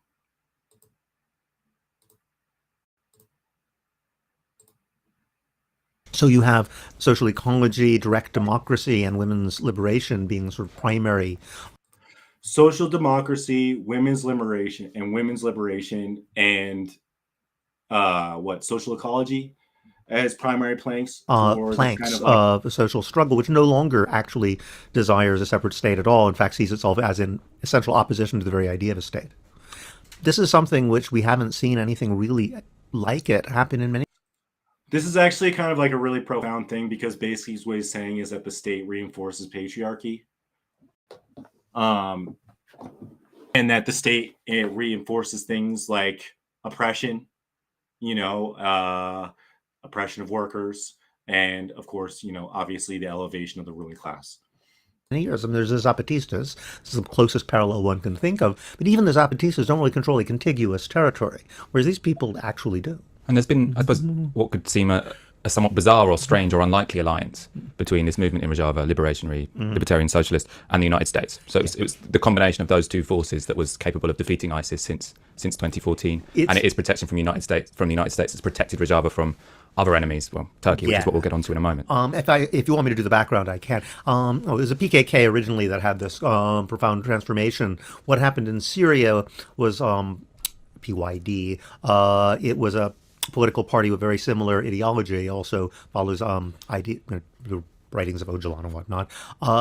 They're not directly connected. But during the Syrian revolution, essentially, the Syrian government pulled out of that area. It had been very strongly organized, the Kurdish parts of Syria. And negotiations ensued, and they basically talked the Syrian forces into just pulling out and leaving people there to handle their own affairs. They took everything when they left. Down to the light bulbs. All government offices were stripped of everything. The Syrian government essentially, and the sort of lackeys and flunkies and sort of magnates who had privatized all the stuff and really sort of crony capitalists all took off too. So they were in an incredibly advantageous situation. All the government buildings had nothing in them, but they were empty. And they suddenly had the situation where they were actually able to put the things they'd been working out and discussing in theory for 20 years into effect. Now, at first, basically nobody noticed them. Then there were several attacks from various jihadists, largely who seemed to have been funded, if not absolutely directed by the Turkish secret police. But gradually, the Kurdish region ended up in a conflict with ISIS. The origins of ISIS still remain obscure, but it's very clear that Turkish intelligence, along with various Gulf state intelligence, had a lot to do with putting them together. And they seem to have coordinated quite well with Turkish authorities of various kinds. They're trading with Turkey. For example, during the height of ISIS, the Caliphate was openly trading oil with Turkey while the Kurdish region was under total embargo. They couldn't even Erdogan's son-in-law was involved, wasn't yes, he? he was I believe indeed. It was the Minister of Energy or something. Yeah. It was openly it was pretty. It's one of these situations where everyone in the region knows what's going on, but you're not allowed to. So I'm gonna stop it there, but you can kind of see that Rojava kind of had unique conditions where the government just was like, we're out of here, and they were like, okay, well, instead of making a state, why don't we just not do that, and we can do it better without it, and that's what they did. So that's kind of what I want to drive home there. again, you guys can kind of see how abolition is connected a lot to the abolition of the state. But it's still important to see, you know, I'm an aspirational guy, and I think part of us, you know, doing these moonshots and being like, hey, not why stop with just police? Why stop with just abolition? Why stop with just prison abolition, et cetera, et cetera? Let's shoot for the big picture. Let's get rid of the fucking state. So we got to understand how these things are kind of tightly connected. Now,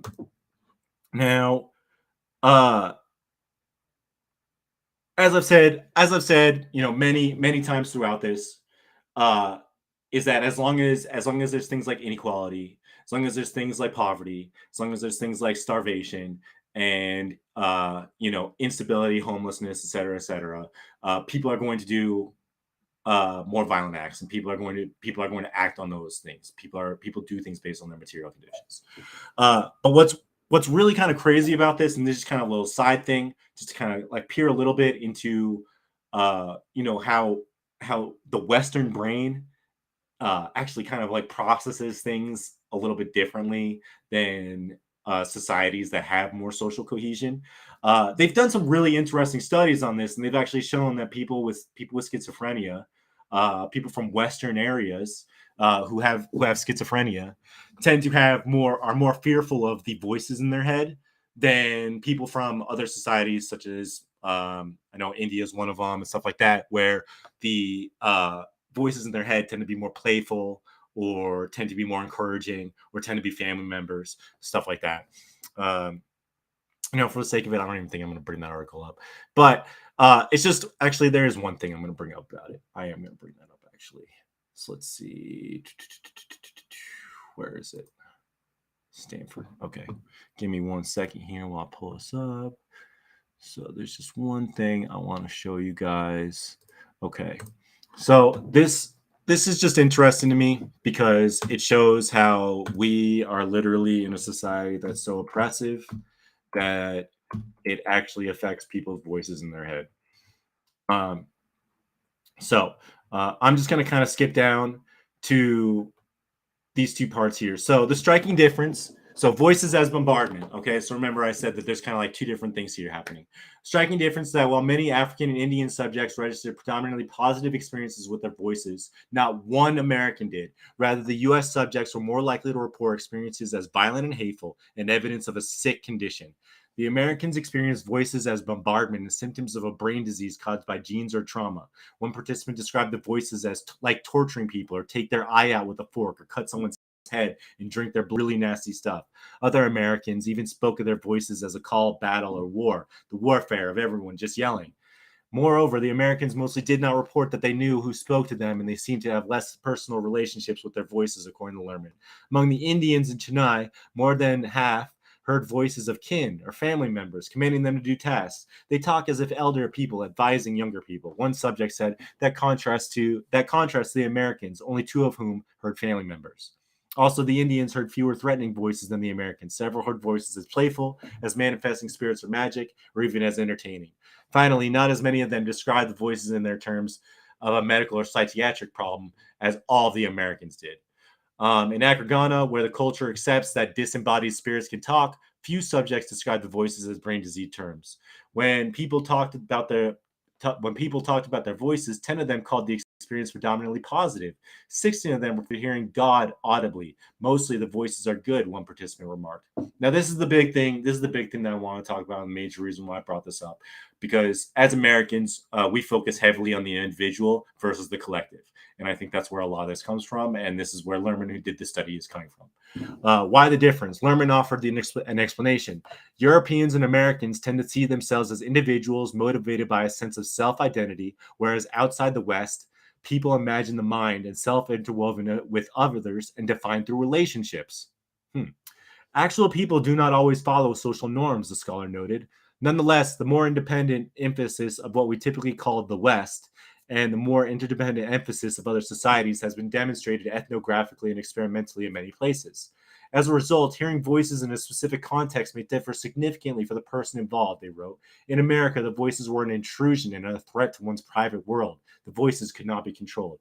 However, in India and Africa, the subjects were not as troubled by the voices. They seemed on one level to make sense in a more relational world. Still, differences existed between the participants in India and Africa. The former's voice hearing experience emphasized playfulness and sex, whereas the latter more often involved the voice of God.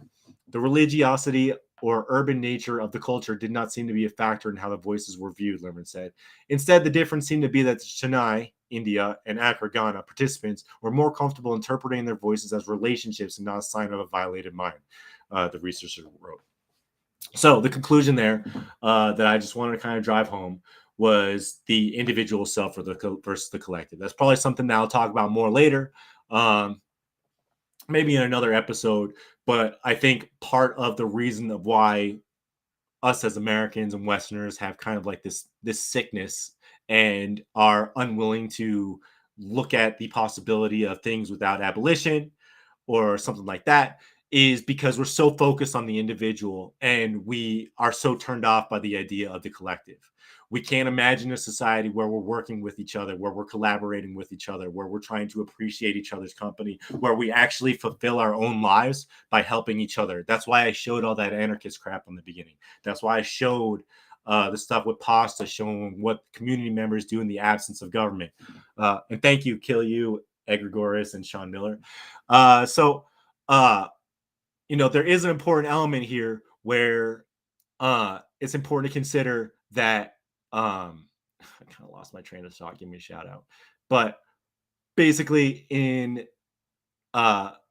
societies where we focus more on the individual self, we have to kind of get over that, and we have to be more, once we're more open to being enrolled with our community, being enrolled with our community members, finding fulfillment by doing work that makes us feel good because we're helping our neighbors, we're helping our community rather than working at a fucking call center. Like, that makes a huge fucking difference to people. That makes a huge fucking difference to people. Like, we can go back to that Pasta clip and we can see that like yes, there's people going through tons and tons of trauma, but you can also see that these people who are also going through tons and tons of trauma are able to spread their love to others and find fulfillment by helping their community. And that's so important to get. So I do think I'll probably come back to the individual self versus the collective more later. But I think it's important that we start to kind of look inside and kind of consider our own relationship to capital, you know, as people who participate in a capitalist system, as kind of understanding that we're a bunch of individuals and that we need to kind of get around and be more comfortable with our community, be more open to accepting our community, be more participatory in our community. I guess I'll come back to this, but you know, I typically don't vote. And the other night, you know, we were having a meeting, like an in meeting, and you know, Colin, shout out to Colin, because I think he made a good point on this, was that, hey, you know, sometimes voting makes a lot of sense with stuff like local elections and ballot referendums, you know. So, you know, at the local level, that's where we need to be if we want to see things like abolition become a reality. Okay, we need to be in touch with our neighbors. We need to be in touch with our community. We need to be in touch with our local councils. Like, that's all true. You know, I'm not saying participate in electoralism. I'm saying participate with your community. Those are two separate things. So I know it's a bit of a sidetrack, but again, it all fits. So where can I go from here? So, oh, here we go. Okay, so now I got some fun stuff. So now everybody, oh man, old man Barker, something's going on with my camera tonight, and it does not want to give me, you know, I don't know. I can't even see me. So let me see. Give me 1 second here. Let me see if I can fix this really quick. See if I can do this. Maybe if I put it up to 720. Oh, it looks better now. Okay. There we go. Okay. So if it starts getting blurry again, I'm sorry. I got this new screen yesterday and cranked up the brightness, and I think that's screwing up the freaking camera. So bear with me.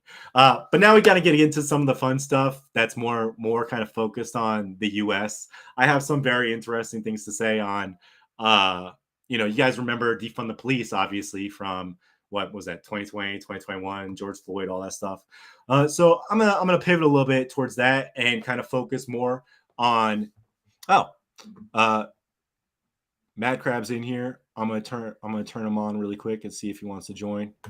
Mad Crab, say something if you got something to say. Yo, what's up? yo, welcome to the show, man. Sorry, I'm just spying. Oh, you're just spying? Should I put you back on mute? All right. Well, you're welcome. If you need help, if you need help, I'm here. Oh, I appreciate you, man. Thank you so much. That's the in team for you guys. Always trying to help each other. So anyway, after kind of giving you guys some background, giving you guys some kind of anarchist theory about why abolition makes sense, now let's kind of frame it in the American context, the U.S. context, focusing in particular on the advent of defund the police, okay? Because that was obviously kind of the, what's the word I'm looking for? That was the kind of powder keg, George Floyd, defund the police, that kind of brought this discussion to, to the collective in the United States. So what I'm going to do with that is I actually want to bring up, what I want to do is I actually want to bring up an interview. It's funny. I think one of you said that you just came from a Sabby Sabs show, and I'm actually going to show a Sabby Sabs show with Garland Nixon and Nick from RBN Network. So this will be kind of interesting. Now, what I want you guys to get out of this clip is that I think that there are bad actors who are deliberately trying to muddy the waters with what defund the police and abolish the police really mean. And I think Garland Nixon is one of those people. So before we get to that, I'm going to just play the clip, let you guys listen to those clips that I want you guys to listen to. Okay. And again, in doing a solid, I'm going to send you the clip. I'm going to send you the clip so you can play it. Thank you so much, my friend, because I'm on a better computer, so it seems to be working all right, but I'm going to I'll send it to you anyway. Oh, it was choppy on my end. Thank you. I appreciate you. All right. So if you have my notes, I might have shared the notes with you. Maybe not. But go ahead and take that video and start it at around 2 minutes or so. Oh, we'll play this. There we go. For both of you, what are some of the issues that you may have with the phrase, or do you have an issue with the phrase? I'm going to go ahead and start with Garland. Back it up to about 205. Yeah, back it up to a about couple of 205. things. One of the things that I know. Going to be more like a moderator. I'm going to ask the questions and I'm going to let them have the discussion. So the first question that I have, defund the police. We're going back to the phrase again. For both of you, what are some of the issues that you may have with the phrase, or do you have an issue with the phrase? I'm going to go ahead and start with Garland. Yes. Yeah, a couple of things. One of the things that I noticed and, kind of glaringly obvious is that, the over 50, the people in my age range don't like it at all. It doesn't ring at all. It seems to be rejected by the older generation. And so I try to be as self-aware as I can. And I find that intuitively, I don't like it. And so I ask myself, why? What is it that you don't like about it? Why does it not feel good? I'm a big feel person, right? And I guess when Oh, did we just pause it? What happened? Because I take it literally, and because, as I've said before, it has an anarchist sound to it. My roots are kind of like, my mentor was Paul Robeson Jr., my political mentor for years. And so my kind of roots are in the, I guess, closer to kind of the Malcolm X, kind of the, not exactly Black nationalists, a lot of Black socialists, things of that nature. And so that's a different rhetoric. To me, that's kind of the rhetoric, to be frank, of the anarchist that say no government, no police, no nothing. We just it's kind of like the, a libertarian kind of thing. Now, now here's the thing about it. I know that the policies behind that phrase are not anarchist policies, are not like, let's just get rid of all government and just run in all different directions like a bunch of lemmings. I understand. And when I listen to the policies behind it, I say, hey, that sounds like something I can get behind. Sounds like good policies. So what I find is, it's the phrase that I find disconcerting, and it's an intuitive feeling. And I guess maybe it's because my age, maybe people my age bracket or whatever. It's an intuitive feeling that says, "Ooh, that doesn't sound right. That doesn't feel good." And then when I hear what's behind it, I'm like, "Well, that does feel good." So I was going to say that this is not an intellectual argument. You can't just say you feel like something and then have that be like part of your policy. That doesn't make any that makes I'm zero sense. I'm so glad you mentioned Like that, coming because from it's not a Garland, real like argument. I respect Garland. I like Garland. No, don't get me wrong. I like Garland. Garland's a great guy. He's great on a lot of issues. We all have blind spots. It's fine. He just happens to be a boomer who likes cops. So I mean, we'll get to that. I think I'm a little bit more cynical about that, because he deliberately changes the conversation from being about policy to getting caught up on slogans. And I'll show you why I'm very cynical about that afterward.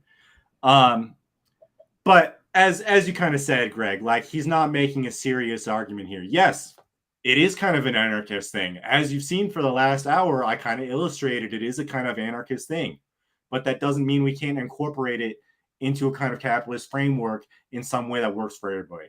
Now, straight up, Garland Nixon was one of the first guys, one of the like lefty kind of leaders, who was like, "Oh no, they don't mean defund the police. They don't mean take away their money. They just mean less money. They just mean, like, you know, we got to reform the system." He was one of those guys. It's really important to keep that in mind. So let's play some more about this, because I want to hear Nick's response. that's what it is with me. The phrase doesn't feel right. It feels like anarchist because I take it so literally, like cut all money from the police, which then implies we don't have any police at all, which for, I guess, older people, they give them the creeps. I don't know. But that's kind of my thoughts on it. Yeah, and that definitely makes sense, because when people first hear the term, there's a lot of questions that are asked, right? I lean more towards it's a good slogan. I'm not too torn on like labels. I'm more obsessed with education, right? And I think that's the most important part of actually shifting this country to the left. Now, the reason why I lean okay, more you can towards pause it right there. Okay, so you see how Nick called him out on his bullshit like immediately and was like, "I don't like the slogan. That's not like, don't get caught up in the slogan."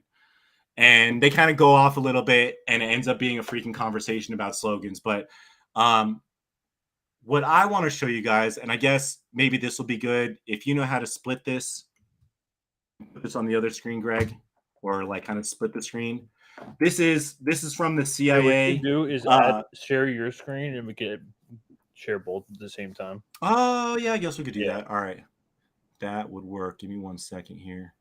All right. Yes. So I want to show you guys something interesting. Now, I'm not a hater on Garland, because I'm sort of a hater on Garland, but I think he's that are dangerous to the organizing that we need to keep in check. Can't wait. Hold on. I'm gonna zoom out a little bit. So that it was Nick who actually did this, but this is from straight up the CIA field manual. What was it called? What did they actually call it? It's the CIA simple sabotage field manual. Okay, so this is the CIA's field manual on how to basically thwart leftist efforts. Okay, they infiltrate organizations, and this is some of the stuff that they do. Now, in my notes, I kind of point out that I feel like Nixon is kind of guilty of two, which says make speeches, talk as frequently as possible, and at great length illustrate your points, quote unquote, by long anecdotes and accounts of personal experiences. Never hesitate to make a few appropriate patriotic comments. And the fifth point, haggle over precise wordings of communications, minutes, and resolutions. Lefty Twitter needs to read this every single day. It needs to be like their morning, like everything. As soon as they wake up in the morning, they have to read this. I mean, I'm sorry. Like, I know Garland Nixon is one of those guys generally people on the left kind of vibe with. And I was listening to this interview. I mean, if you want, we can still play some of the interview, I guess, but you can hear he gets caught up. Go back to the interview, play some more of it, and you can hear he just gets caught up on slogans. Like, who gives a fuck? Let's talk about policy. Let's talk about how to make this work. If you look at what is actually considered slogans now, like think about it now, like Build Back Better, Make America Great Again. That's true. Hope and change. That's true. These are slogans that actually means nothing. Now, when you have anti-establishment forces like we have, like you have working class proletariat that need to spread education, I don't think we need slogans that invoke false feelings. I think we need to get right to the heart of the matter, and that is the demand: defund the police. Now, there's a lot of reasons why that make a lot of people uncomfortable, because it's not a slogan. It is a demand. Like we asking you guys, we telling you guys that your giant police budgets is something that we have never seen in the history of humankind, right? So yes, I understand that when people first hear the slogan, it's about confusion, but that is the thought-provoking emotion that we want people to start asking questions like, wait, what? Defund the police? Why would you need to defund the police? Now we start having the fiscal conversation. Now we start on the route of education as well. So another key reason why it's important to have a slogan that is actually a demand. You can't have, it won't be watered down and hijacked by the liberal class. And this is what they always do. This is why the Democratic Party is they are so effective at hijacking movements, right? Even slogans I consider to be good, demand-based slogans. Think about it. Cancel student loan debt. I think it's a good slogan because it's a demand. Cancel student loan debt. But even that demand was hijacked by the liberal class. We want to cancel student loan debt up to $50,000. Cancel student loan debt up to $10,000. You guys see what their role in killing movements is? So if you have any other demand that is watered down, that is not directly to the point, defund the police, they could easily hijack your movement like they have done. I'll give you guys another example. Black Lives Matter. How many liberals that you see support the giant police state? How many liberals you see support giant Wall Street have Black Lives Matter, hashtag Black Lives Matter in their profile? Because that's an easy slogan to say. I support Black Lives Matter, even though you had radical Black Lives Matter activists who started out the movement who was abolitionists, but they disagree with abolitionists, but they can say Black Lives Matter. You see how easy it is for them to hijack that term, right? So let's say they did try to hijack defund the police, right? How would that go for them? Let's say they go to student loan debt route, right? Let's defund the police up to a certain amount. Okay, that's a good start. That's why they can't do that. That's why they have to assess and demand that we change the slogan. The defund the police is a great slogan because you can't even hijack it. Even if you say you want to defund the police, okay, you say you want to decrease police budgets. That's a great start. They can't even say that. That's why they oppose the concept of defund the police. But they will praise Build Back Better all day. They'll praise Black Lives Matter all day. They'll even praise Eat the Rich. It's easy to hijack Eat the Rich. When you're a neocon and you defend giant police budgets, you don't want even the conversation about the fiscal conversation about this to be brought up, which I think is important. But I'll pass it back to the panel. Well, okay, a lot of good points, and here's what I think.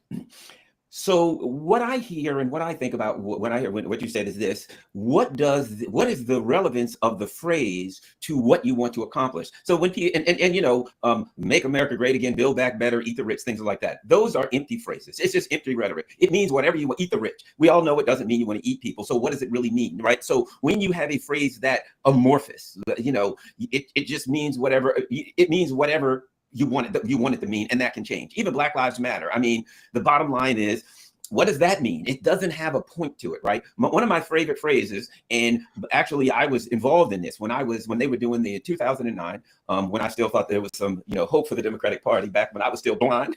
I was working with John Conyers' office and Sheila Jackson Lee's office on Capitol Hill on the Obamacare. That's something I'm not proud of today, but no, it's good because I've learned a lot of stuff. Okay. And there was back then they were using the term single payer. And me and a lot of my friends were like, that's techie. That's inside the Beltway. It just sounds, it's wonky. People are never going to buy that. Single payer, what does that mean? Now we're still talking about paying. Bad idea, right? And I don't remember who came up with it, but we started, I think it was a guy named Joel Siegel, in fact. But at any rate, we started talking Let's about pause it for a second because he's just Medicare. What are we talking about? Who gets it? I don't really give a fuck what he has to say about that stuff at the moment. There's more to the video to go. There's a couple more points there, but let's bring up. How do I bring up the other? Yeah, what was the next time? What wasn't it? Oh, I just want to bring this up again. Yeah, there you go. Just to kind of review again, like, why is he focusing so much on the slogans? Why is he focusing so much on stuff that doesn't have anything to do with defund the police? That's suspect as fuck to me. Okay, now, like, there's other videos of Garland Nixon doing the same fucking shit, guys. Like, I know that he's an ex-cop and he's got huge blinders on that stuff, but, like, he really pushes back against defund the police and abolish the police in a very suspect way. So let's go to bad. I mean, like, I think he's maybe like he's doing CIA shit, and like, fuck that. I'm gonna call him out on that. Like Nick shouldn't have to have a freaking 15-minute conversation about freaking slogans like when he's had Garland Nixon on for 15 minutes. It should have just been like, oh, defund the police. Yeah, it's great because, and Nick was absolutely right. Like, it means what it means. There's no way to fuck with it. And like all Garland Nixon's argument was like, oh, it just feels anarchy to me. It just like, it doesn't make me feel good. I just like am instinctively opposed to it. And then he starts talking about other slogans like single payer, you know? So he like, I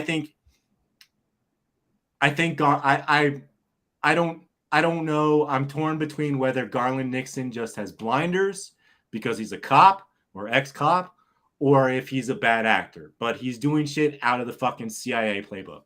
Okay? So that's what I wanted to show there. So we can still recognize that Garland Nixon may have some redeeming qualities about himself that we appreciate and we like to hear him say, but it's also important to kind of be the one to be like, check himself once in a while and be like, yo, man, you fucking sound like CIA when you say shit like this. So let's go to... Yeah. What's that? That's a good point. I mean, so let's go to 1405. How old is it? I'm just curious how old this is. 2022. It's a year old. old. Oh, it's only It's a not year even old? that Okay. Yeah, it's not even that old. And what we People came up say with it's is not that old. Sabby and Nick look so different. It's crazy how much they changed in here. Bro. You don't have to have any. Do you have a next timestamp or? Yeah, go to let me see, where is it? 1405. Thank you. It's actually a great question. Okay, Nick, I want to give you a chance to answer that, but I also want to throw in this question as well, because I've heard anarchy twice now. So the next question I have is anarchy necessarily a bad thing? Is it necessarily a bad thing to have some anarchy? So Nick, I want to give you a chance to respond to Garland, and you can answer that question as well. So yeah, we can't shy away from the education opportunity. I think that's the best word, because this is an amazing opportunity that we haven't seen before. And there's a lot of fear mongering over anarchy, but if you guys watch International Leftist Coalition, my host Josana, she's an anarchist, and I talk to a lot of anarchists. And if you asked me maybe 2-3 years ago, like what I feel about anarchy, I'm like, what? Are you crazy? But actually, when I talk to these people, they are more community based. That's why they don't. That's how I feel too. That's how and I'm a communist. Like I don't agree with like a lot of the. I mean, I feel like between the two of us, like when we first started our show, I said I was an anarchist, and you're like, well, we'll see about that. And I know there's some other. No, people. I feel like it's a good balance. It is a good balance, but it's actually that we'll keep playing this clip because I think it's very interesting. Because there's elements of anarchy that interest me. I'll say that. I mean, at the end of the day, communists want anarchism, right? For the most, more or less, but not. You know, it's the way we want to get there. Yeah.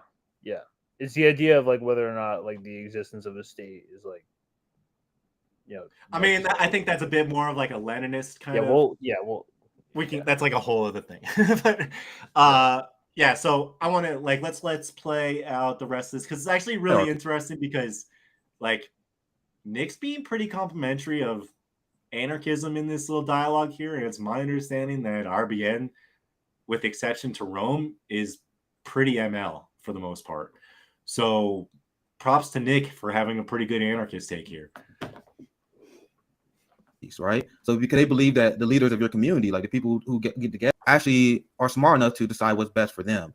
And the idea that actually the opposition of that is inherently imperialistic and based on colonialism, because it's the idea that you're going to set policy that you know is better for the community because those savages, they don't know what's good for them, right? That's the idea, right? So this is an inherent concept when we talk about abolition and defunding the police, because when we actually looking at what it actually looked like, it actually giving power to the community. Give us the resources, allow us to decide what is the best option for our community. And when you look at 10 demands, that's actually a giant part of what we are asking for. Like, give us the resources, let us set up the committees. We can set up public safety committees on our own.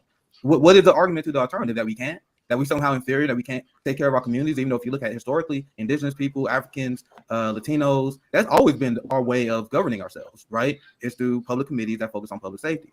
Now, this is another reason why I actually think it is a good slogan. Which, once again, to be clear, I'm not one of these people that in love with like terms. So it's like, if we can think about another way, something else to call it, I'm not opposed to that. I just think the current name is good because you get that reaction of people like, oh man, what are we getting rid of all the money? Like, I actually want this fiscal debate. Because if you look at our path that we lay out in 10 Demands, a giant part is education. Propaganda has waged a war on the American working class to the point where people believe that cops actually protect people. They actually think cops serve the community. That is not what they do. They serve capital. Right now, they are forcibly evicting homeless people off homeless camps at gunpoint. Like, is that community? That's serving the community. When you impose regressive taxes and fees on your brothers and sisters over small violations, right? That is not protecting and serving the community. That's you waging class war. Now, and I'm not getting a little slightly off here, but if you think about this, if you have laws and you have punishment that is based on finances, let's say you got a speeding ticket. If you are of the wealthy bourgeoisie class, let's say a $200 speeding ticket, that is a significantly higher percentage of my income than it is of a CEO, for example, right? So if you're a CEO and you don't feel the effects of that $200 ticket, that is not a punishment. That means you essentially made a finance-based crime. Like, it's only a crime that affects the working class. So this is what we want to get rid of. And this is the argument we want to tell people. Like, these systems are not designed to protect you. Cops solve less than 2% of all crimes.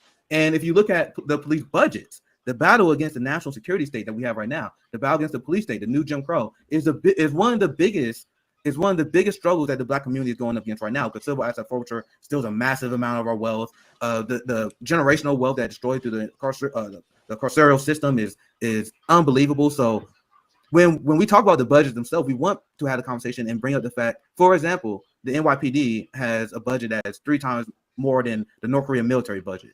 And a lot of that is instituted to stop the frisk and the drug war. And I want to get back to Garland's point. I know I'm talking about a lot of theory, but I want to get back to Garland's point. You can be very smart when you sell this. There is a myth, and I watched a video recently that was on Bad Faith when Breonna Joy Gray was talking to some guy, and he was talking about radicals and he was talking about defund the police movement as well. And there's like this myth, and I'm not saying that people who say it are classists, but they fall for it almost on accident because of classism, where they think that activists are somehow chickens with their head cut off, that we don't have a plan, that we don't know how to talk to people. I talk to a ton of older Black people.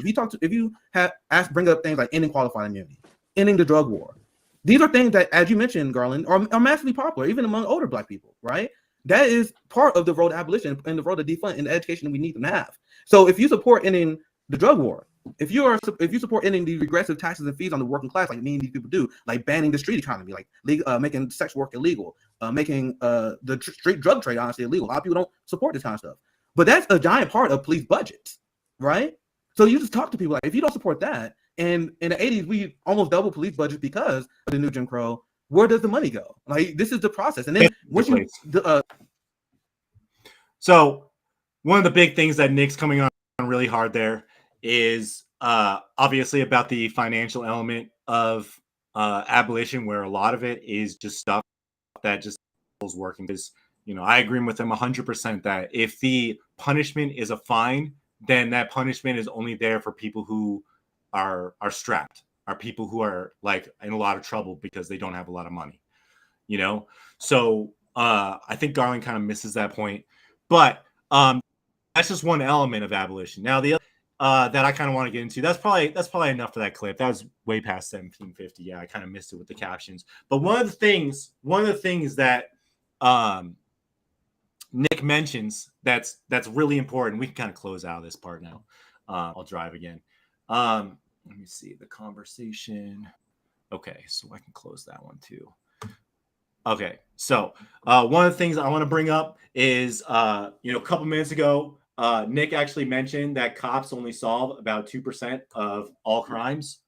So let's fact check him on that one. Let's fact check Nick. Wow, police do just solve 2% of all major crimes. Oh, that's crazy. Oh, why do we have cops again? Let's take a closer look. Oh, I'm doing the wrong screen again. As Americans across the nation protest violence, police have begun to call for cuts or changes in public police spending, but neither of these nor proposed reforms address a key problem with solving crimes. My recent review of 50 years of national crime data confirms that, as police report, they don't solve most serious crimes in America, but the real statistics are worse than the police data shows. In the U.S., it's rare that a crime report leads to a police arresting a suspect who is then convicted of a crime. The data shows that consistently over the decades, fewer than half of serious crimes are reported to police. Few, if any arrests are made in those cases. In reality, about 11% of all serious crimes, 11% of all serious crimes, that means 89% of all serious crimes, don't result in arrest, and about 2% end in a conviction. So 98% of all serious crimes end up with the freaking assailant, the attacker, the whatever, getting away with that shit. So yeah, and therefore, I brought this comment to the Food Not Bombs charity. This happened recently too, didn't it? Where the cops came in and they just said you just can't confiscate. well, they what they were doing the shit in LA with the fucking homeless encampments. You know, you remember like they were just bulldozing the homeless camp. So like that doesn't even surprise. Like it wouldn't surprise me if they were doing that stuff with Food Not Bombs again. And Kilia Egregoris, I don't know how to pronounce that, but like, thank you so much for participating in that program because it's really important. You know, that's great. We need more people doing it. Taking action. So, but Nick's right on the money here. Like, it's not even hyperbole to say that police only solve 2% of all major crimes. That's literally what they do. Okay, you can't make an argument that we need police budgets where they're at, and we need the kind of boot that we have over our society, while making the argument that 98% egregious. Okay, egregious. If 98% of major crimes end up with the person going scot-free, it's time for the community to handle that shit themselves. You know, like it's time, all that money that goes towards police unions, because remember, as I said earlier, police are not workers. That money could be better spent by giving it to the community, and they can figure out how to police themselves. Because obviously, if a community is policing themselves, it's not going to look like how it looks for. Could you describe to me how that would work? So like I feel like people would be like, what would that look like? Like a public safety kind of. Okay, so it's kind of like what I was showing. Maybe you were out before I showed it, but like, yeah. So I touched upon earlier, like what the Zapatistas and the Rojavas do. Okay, now of course they're anarchists. They're anarchists, social libertarian, whatever you want to call it, autonomous zone places. So they have their own thing going on. But basically, what they do is the cops aren't armed. Okay, with the exception of Rojava, it's a little different. They're not paid. They're completely volunteer, and they have to work for their very local community, because the idea is that if you know everybody, you're less likely to commit misconduct, and you're more likely to actually help your neighbors. You know, so that's kind of the overarching premise of how to kind of how abolition looks like in these autonomous regions. You know, they're not there to freaking bust you on speeding tickets and freaking knock on your door and do no-knock raids and shit like that. They're there like really to kind of keep the peace. In the Zapatistas, they don't even have uniforms, okay? And they're on 10-day rotations. They encourage everybody to volunteer, and then they volunteer for a few days, and then they rotate out. And they even get paid for their regular job while they're doing their volunteer policing. Okay, so it's more of like a public service than a job.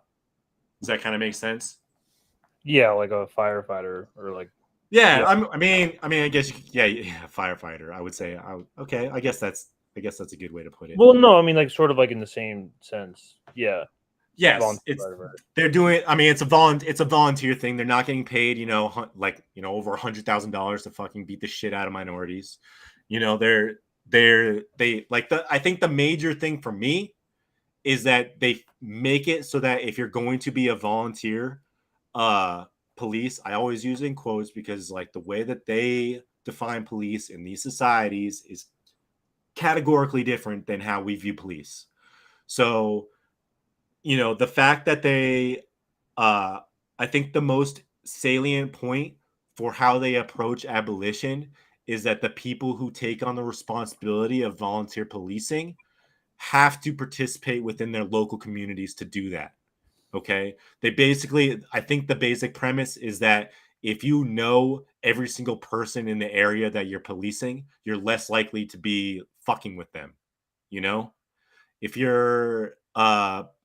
If you're trying to take care of like a local area and everybody, then you're going to be more aware of the sketch balls who come through and maybe trying to start shit, and maybe the cop is more inclined to actually do the right thing to protect their community from actual problems, you know, from the actual crazies.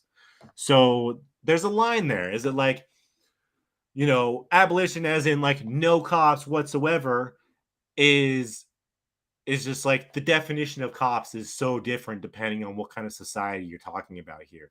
But I wouldn't really consider, you know, basically a volunteer who's in his regular clothes, who isn't armed or anything, walking around your neighborhood a couple times and says, "Hey Greg, hey Stephanie, hey Megan, hey, how are you guys doing today?" And they're all waving back, "Hey Chris, how's it going? Hey, thanks for being here."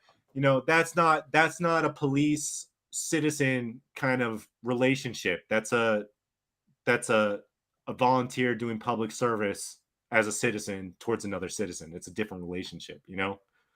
Like they're not, because these, and also because these societies are anarchist, there's no state that these volunteer police work for, you know? They literally work for the people. They literally work to maintain, like we say, keep the peace, but that's literally what they're doing because they're not serving a state. They're not protecting capital. So that's kind of the big picture with that one. Like in the United States, like for instance, like how are you dealing with like large urban areas like New York? Or are you breaking them up into counties, I guess? Or just so like okay. So this is where it gets kind of complicated, is because New York does have like a fair amount of crime. It's one of the biggest cities in our country. Now that being said, Rojava was about 2 to 4 million people, you know, so very big. But like the thing is that, especially with a city like New York that has incredibly high rates of inequality, you're going to have high rates of crime. That's just the reality, you know, and that's because people are struggling so much in those areas. So it's a more delicate situation. And that's kind of what I was trying to highlight in like the first hour, is that we have to kind of think about, if we really want to go about abolition the right way, we have to be more compassionate about and more community based. You know, so like you were saying, you know, do you like separate it into like boroughs, or do you separate it into freaking, you know, just, you know, a few square blocks or something like that? But the basic premise is that these volunteers would have a responsibility to protecting not people from another zip code, but people that they know them by their first name, you know? And so like when that's on the line, when you actually know the people that you're protecting, you're less likely to fuck with them. You know, and something like New York, like, okay, and in New York, and I know they pay the shit, they pay cops so much in New York. I know it's like freaking ridiculous there. Like, obviously, one of the big things, if you want to detract corruption, is take away the ability for cops to get paid. You know, make it a volunteer thing, or, you know, like, because I know, like, what with like firefighters, you can do the volunteer firefighter thing for like what 10 or 20 years, and then you get a pension at the end. You know, you can have some, like, the idea that cops like get paid is a big conflict of interest, you know? So taking away the incentive for cops to become cops with money would go a long way to curbing corruption, I think. Like, I would literally be like, okay, either cops get paid, you know, because I understand we live under capitalism. I think that either cops should get paid the I would say base worker salary, or the base, you know, the average worker salary, you know, not the average salary of everybody in New York, because New York has tons of people who are worth billions of dollars, you know, but take the average of like the workers, the people who are make sure everything's like, you know, operating properly, and keeping like the people who clean our streets, the people who teach our kids, et cetera, et cetera. Take all of them, take their average pay, and make that the cop's average pay, you know? So instead of a cop getting paid, you know, 180, 200, 300K a year, they're getting paid 50, 60K a year. You know, I think that would go a long way to curb corruption. I think that would go a long way towards people going into becoming a cop for the wrong reasons, you know? And yeah, this brightness is definitely screwing things up. Yeah, that makes sense. And the NYPD is, as it is right now, the NYPD is like literally like a gang, like a gang, and gangs like, you know, and the mafia, which is kind of adjacent to that, operate a lot like a corporation via drugs or drug smuggling or. And that kind of goes into another issue too with police unions, which are among the strongest in the country and are incredibly powerful. You know, I personally, and you guys kind of saw from that article I showed you with Lefcom, the cops shouldn't have unions. They're not workers. They shouldn't have unions. And so they have so much fucking power that it's very, very difficult for us to overcome and get to this place where we have abolition because they have so much political influence. So, you know, there is like a multi-pronged thing here. Like what? Do we tell cops, hey, you guys can't have a union anymore? Like cops aren't like that's a whole thing that people aren't ready for, because describing that kind of class relationship and being like cops are not workers is a thing that would take forever to get across to Americans, you know? So I don't know. I think taking away the ability for cops to have unions, taking away the ability for cops to get paid, you know, absolutely insane amounts of money, and making sure that the people that they're working for is not the state, but, you know, it's a volunteer thing where they're helping people that they know, you know, that's kind of how I see it. The union should be accountability, not support. I agree with that, Sean. So let's see. What was that? Was there other things I was going to say on this article?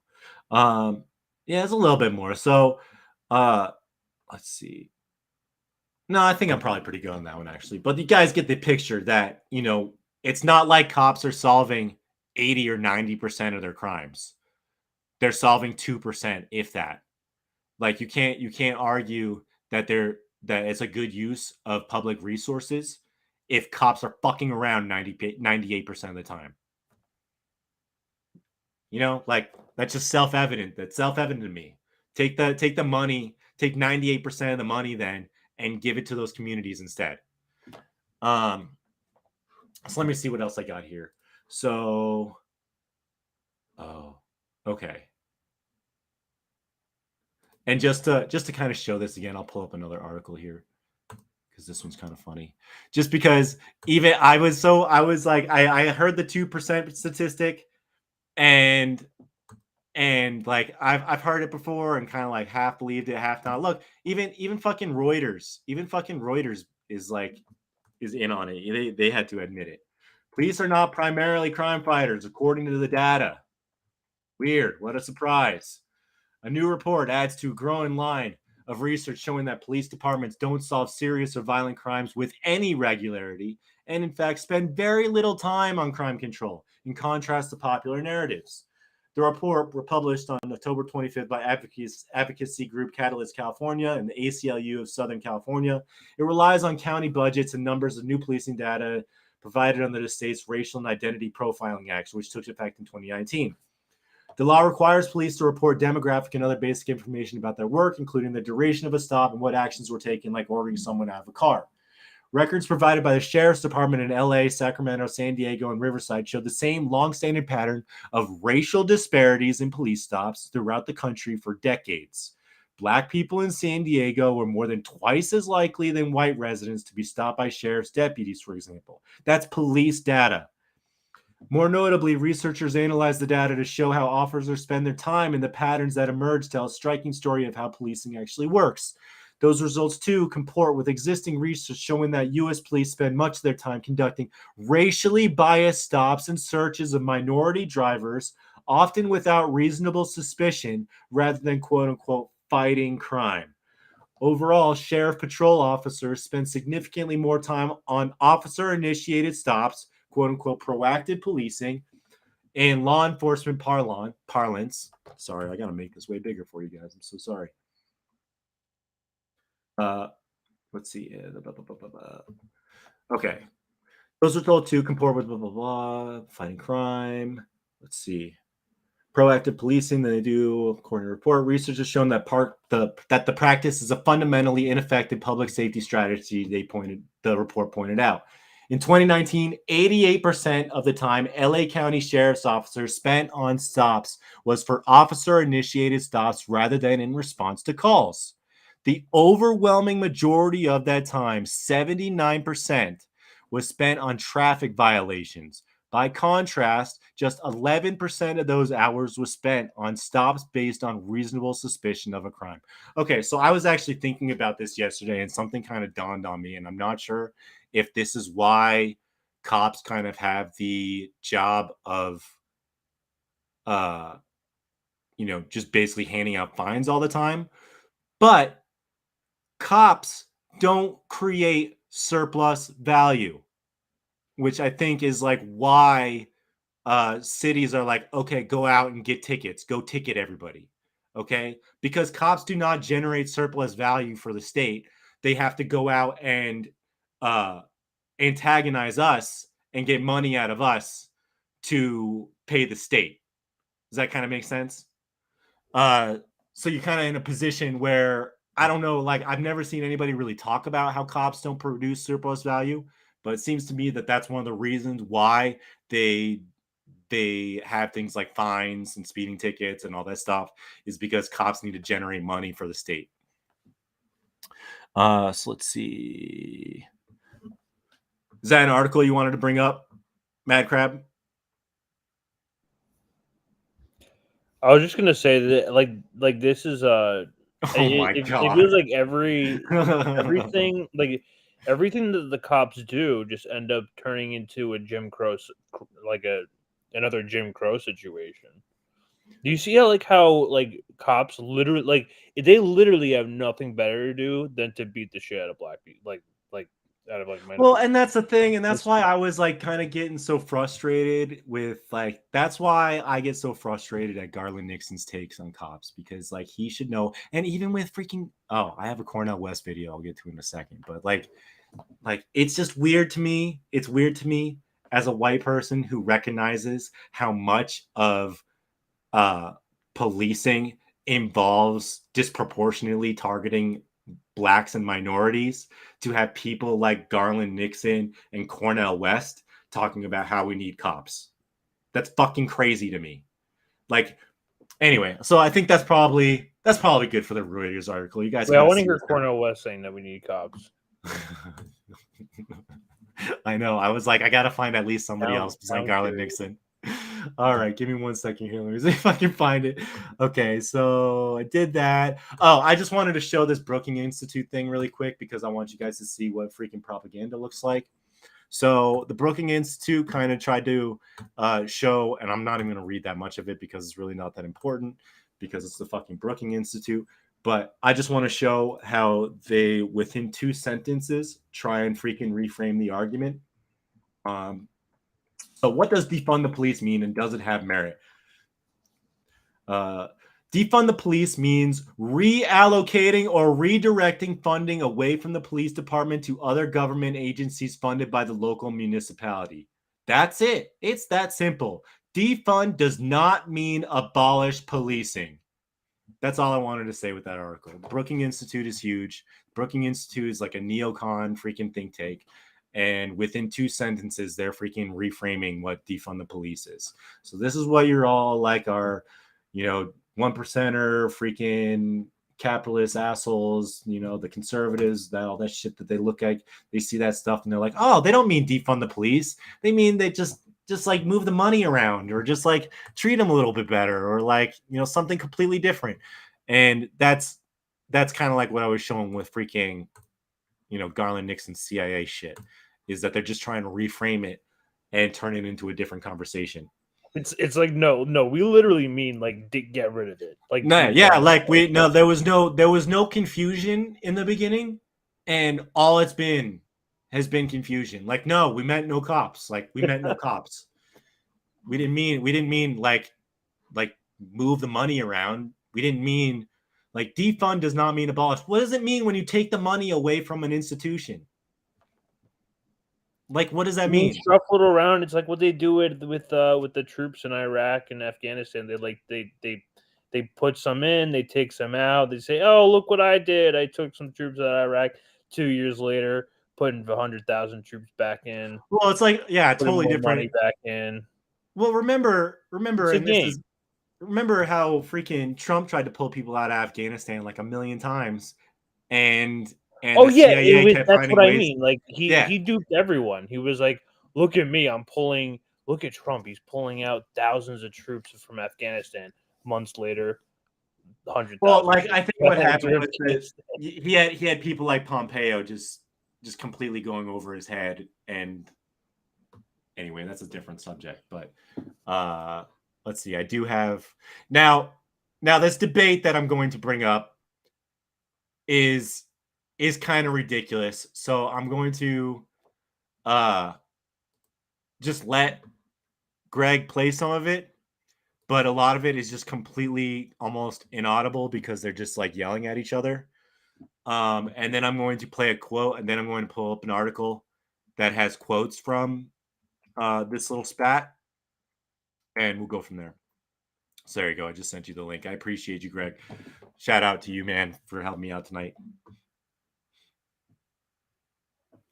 Why haven't they fixed our broken schools? We have failed America's children.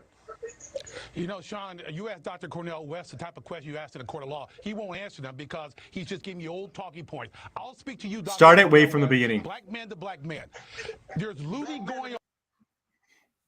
So there's a couple points here I'm gonna drive home here with this, just because it's Cornel West and he is topical. So there's a couple points here I'm gonna make that are a little bit tangential to what we're talking 3 about. years ago, damn.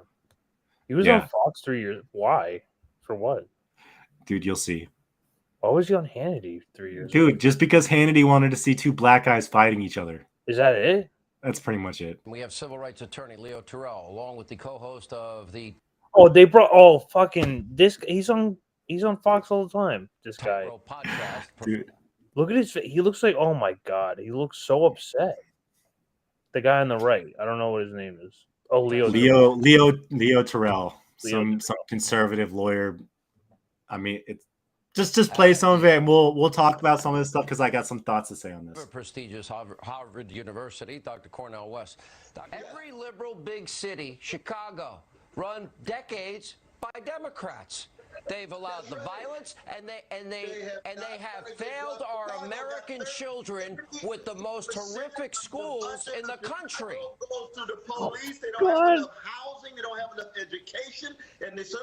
This is worse than the. Okay, so look, right in the beginning, Cornel West is like, "What are you talking about? They're poor. They don't have any education. They don't have any money. They don't have any opportunity." He is making the perfect materialist argument for why our shit's fucked up. And at the same time, he will tell you to vote for Biden.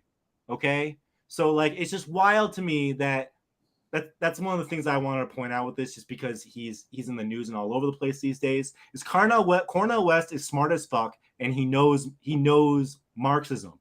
Okay? And he's using dialectics, he's using materialism or materialist dialectics to explain why there's so much crime, why there's so much violence, and at the same time, he won't recognize that the duopoly is a problem. It pisses me off so much because you hear him say he still has vote blue no matter who syndrome here.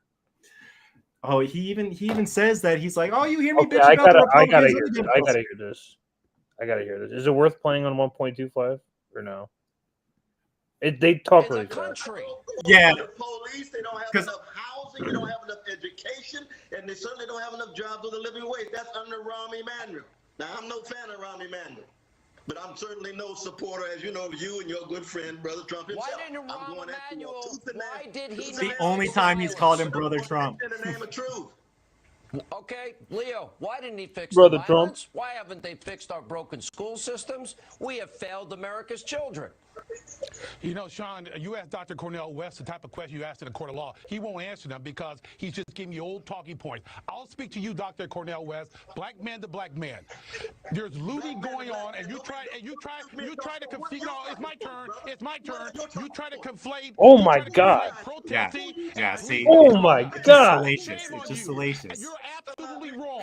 You won't address the issue. You will refuse to. Oh my God. I've never seen Cornell this heated in my Well, life. dude, he's basically calling this Holy freaking black shit. lawyer an Uncle Tom bootlicker. And it's just wild to me because seeing him 3 years later, freaking. Well, this is what they wanted. This You is know, why it's on TV. This is why it's on Fox. It's all sensational. it's kind of salacious, but It's to see these guys fight each other and like go at it and go wild. You're So- absolutely wrong. So we don't. I mean, it's literally them being pretty inaudible for the rest of it. Okay, you literally hear the music come in because they're just like arguing over each other, and it kind of cuts out. I really just wanted to kind of focus on what Cornel West said in the beginning, which I have another article here that I can pull up. Because for whatever reason, this person either got the transcript or has the ears of a dog and was able to pick up on what Cornel West said. So. Yeah, what exactly did he say? So, this is interesting. You have to have police who respect the community, West asserted. There has to be some community control, accountability of both citizens and police, and recognizing that the deeper issues of poverty, dilapidated schools, housing, shattered families, communities, not enough jobs with a living wage that generates a despair that the police do have to come to terms with. But there has to be democratic control over the police. He's contradicting himself there. So I'll make this bigger. I feel like that's like a really small. Just leave that up for a second. So as we've already established in kind of the beginning of this conversation, in the beginning of this talk before you got here, Greg, was that the police and the citizens are not compatible. They're straight up not compatible. Okay, the police work for the state. Their job is to protect capital. Their job is to protect property. Their job is in service to the state. They are not workers. You know, they're not trying to overthrow their boss. They're not trying to seize the means of production. In fact, they want things to stay exactly the way they are. And here you have West, who clearly has some understanding of Marxism. I don't know how deep. I don't know how much he knows about it. I don't know like where he goes. I get more social democrat vibes from him, but whatever.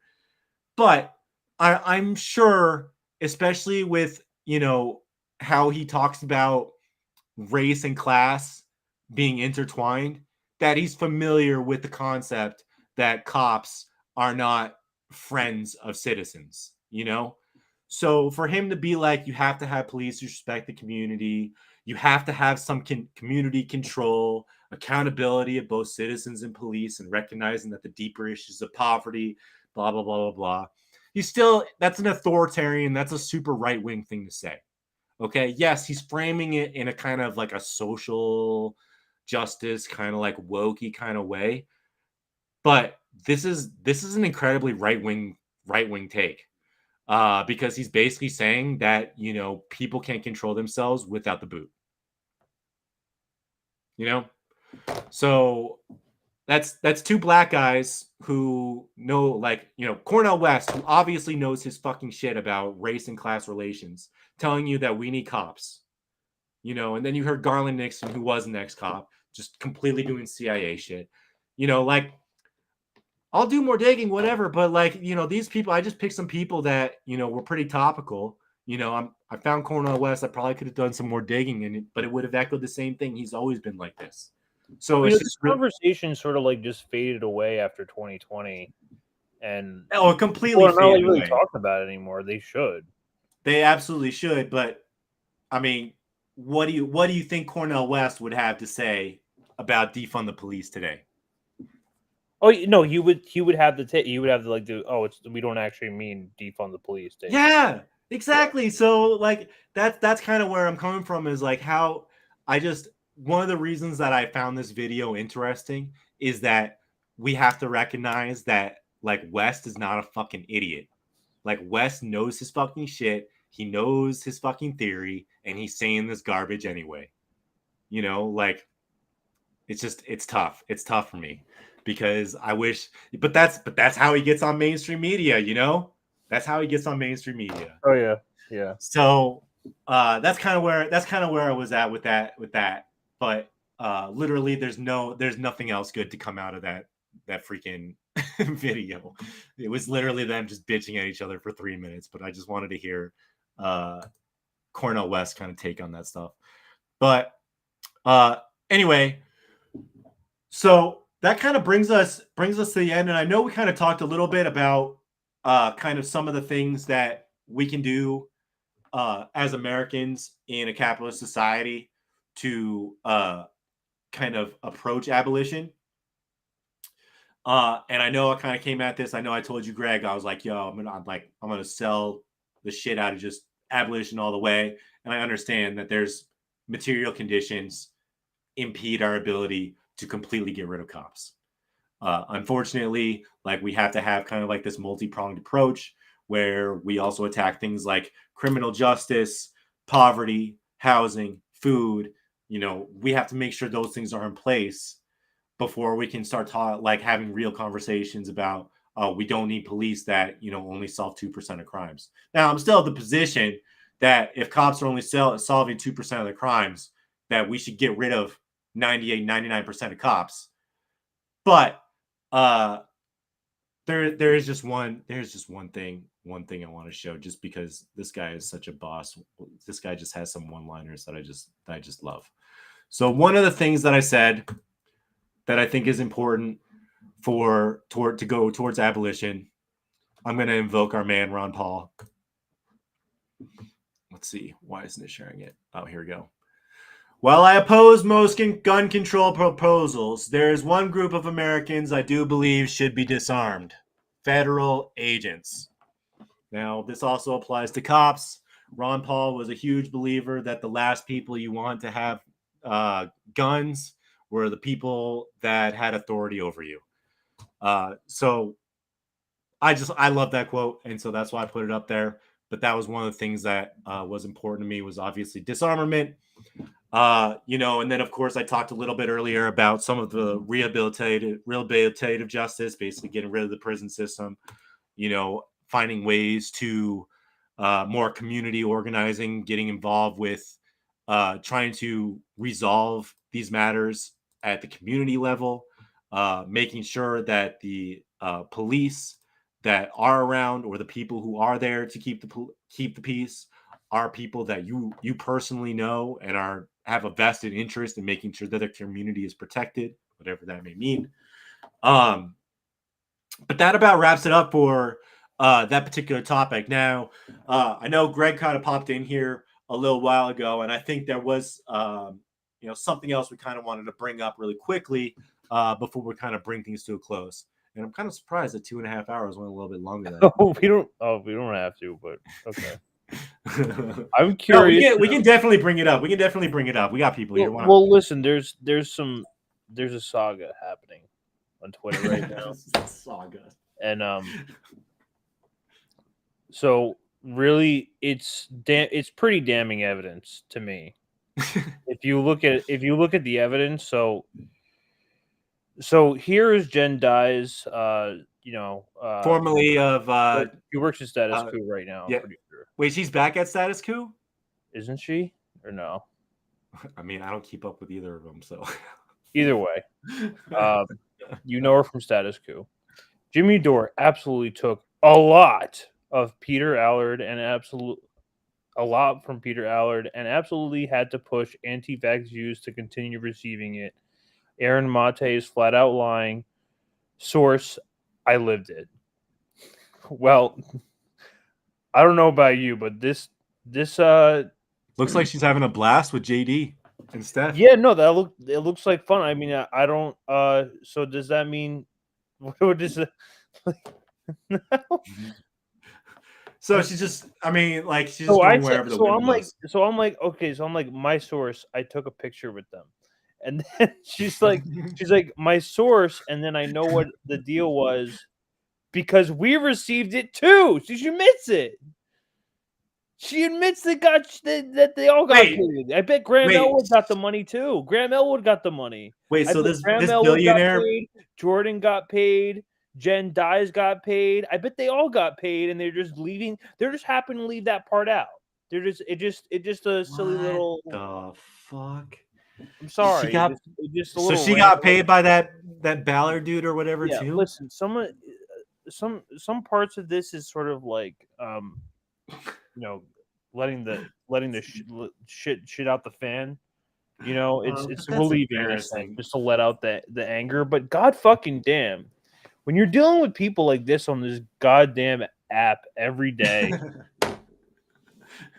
So what do you think? Do you think that so she's apparently she What was that other thing that I was responding to? There was something else. She's trying to. I saw she was trying to prove that they a bunch of them were trying to prove that JD was getting like $5,000 like a week from this dude, and they were just like, okay, where are the receipts? And I'd agree with them, but I'm not going to do that. I am only going to talk about what I believe in, and I don't. If you don't believe me or you don't like me, whatever, I'm saying what I believe in. No one's in my ear, okay? And I know Jimmy was getting money from Peter Allard. And he got money too because she admits it. She just admitted that they all got money. A billionaire that was paying some indie. He's supposedly progressive. He was paying Jimmy. What I was told was $5,000 a month. And you got paid $5,000 too, and it's not a month. And then I heard this Peter Allard guy during the whole vaccine thing in 2021 told at several shows that he was paying, "Hey, I need you to push this anti-vaccine stuff." And several of the shows said, "I don't want your money more. We're done." And Jimmy kept taking his money. That's my understanding. So there's a lot of stuff that's suspect here. Just making shit up, dude. He's just completely making shit up. This can't be this. I don't like. So I remember that because I was like, if someone is working on reporting this story out, and then she tags Eon Higgins, of course, the CIA out USA. Yeah, the fucking CIA, the fucking USAID guy. Where's he from again? Fucking the upside down question mark. What's it called? I don't pay attention to propaganda, so no. What's the name of it? The freaking fake indie mag with the upside. They do the upside down question mark. I can't think of it right now. But you know what I'm talking about. I'll come to me in a second. But it's just yeah. They're just. So do you think that this is happening? Do you think that they're going to come out with this article now? I want to see this. This reminds me of the time they were like oh, Gray Zone and Jimmy Dore they got Assad money. They're all pro Assad because they got the Assad money because they got an award.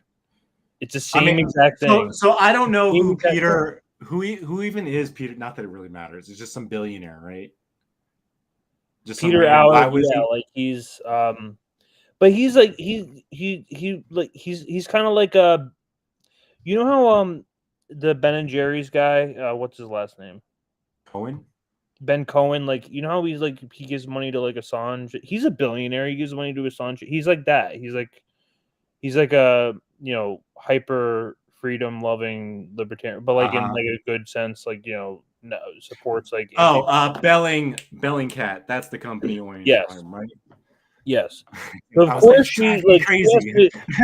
You know what? Like she has to rely on the Bellingcat like USAID cutout in order to come up with with whatever the fucking bullshit story this is going to be. And they're just making stuff up. Like there's literally nothing there. So I asked her. I'm like, okay, and then I think you asked her too. And then she's like, okay, where are the receipts? Show us the receipts. Where are the receipts? And her source is trust me, bro.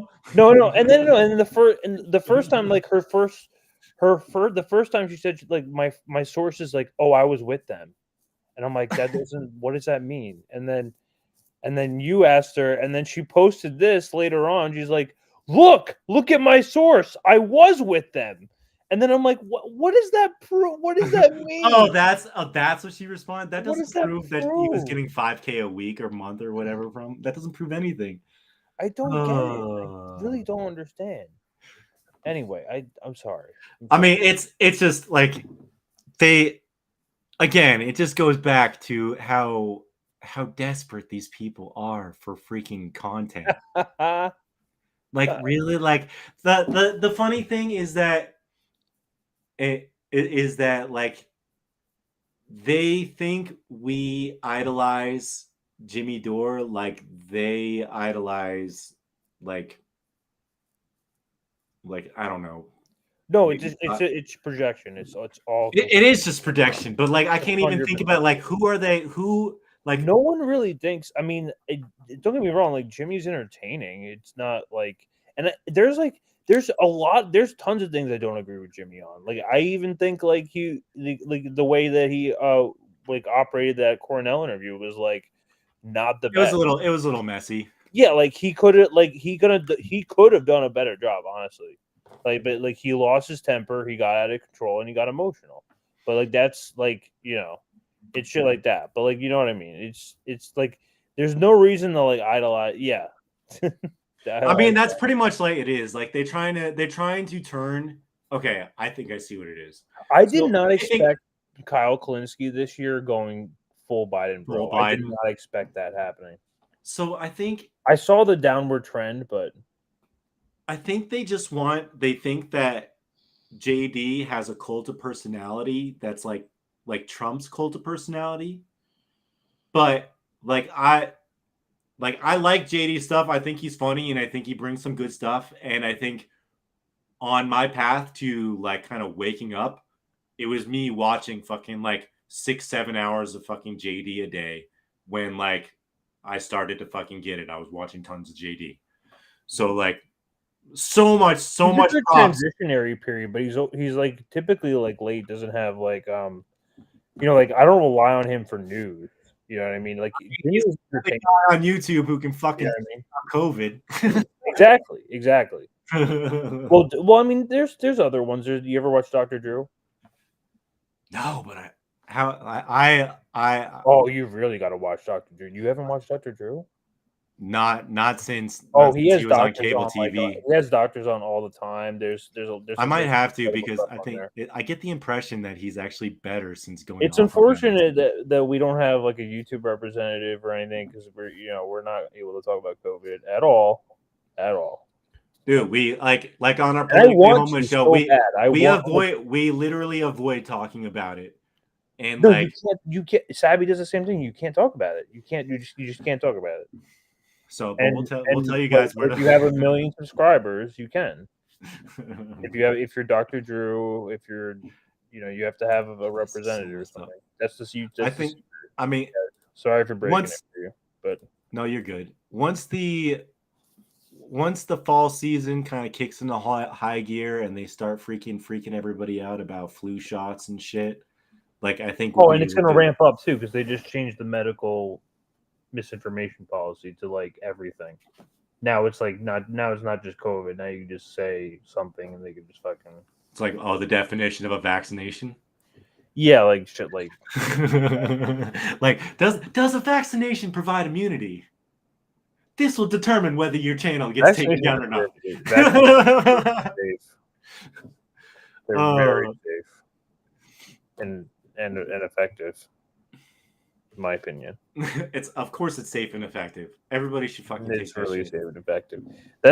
I think that's what I also think the secret is like whenever maybe just after every time you talk about COVID, you just have to say I think that's just but it's safe and effective. I think that's just the arrangement that JD has with his YouTube agent is like, yo, I gotta talk about this. Just keep repeating that it's safe. Just make sure turn it into a joke.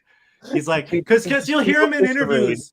You'll hear JD in interviews, and RFK will say something like Yeah, and he has to stop him. And he has to be like, listen, man, I think like you have a lot to say, and I think you have a lot of like good information, but I gotta stop you right there. COVID jabs are safe and effective. That's why I think it's like it's very specific words or phrases that you can or cannot say. I'm sure that JD like he has a list of like phrases that like he spoke. Like I'm sure he had a meeting with them, and then he was like, "Okay, you tell me what I can't say, like specifically, because I'm going to talk about it." And they probably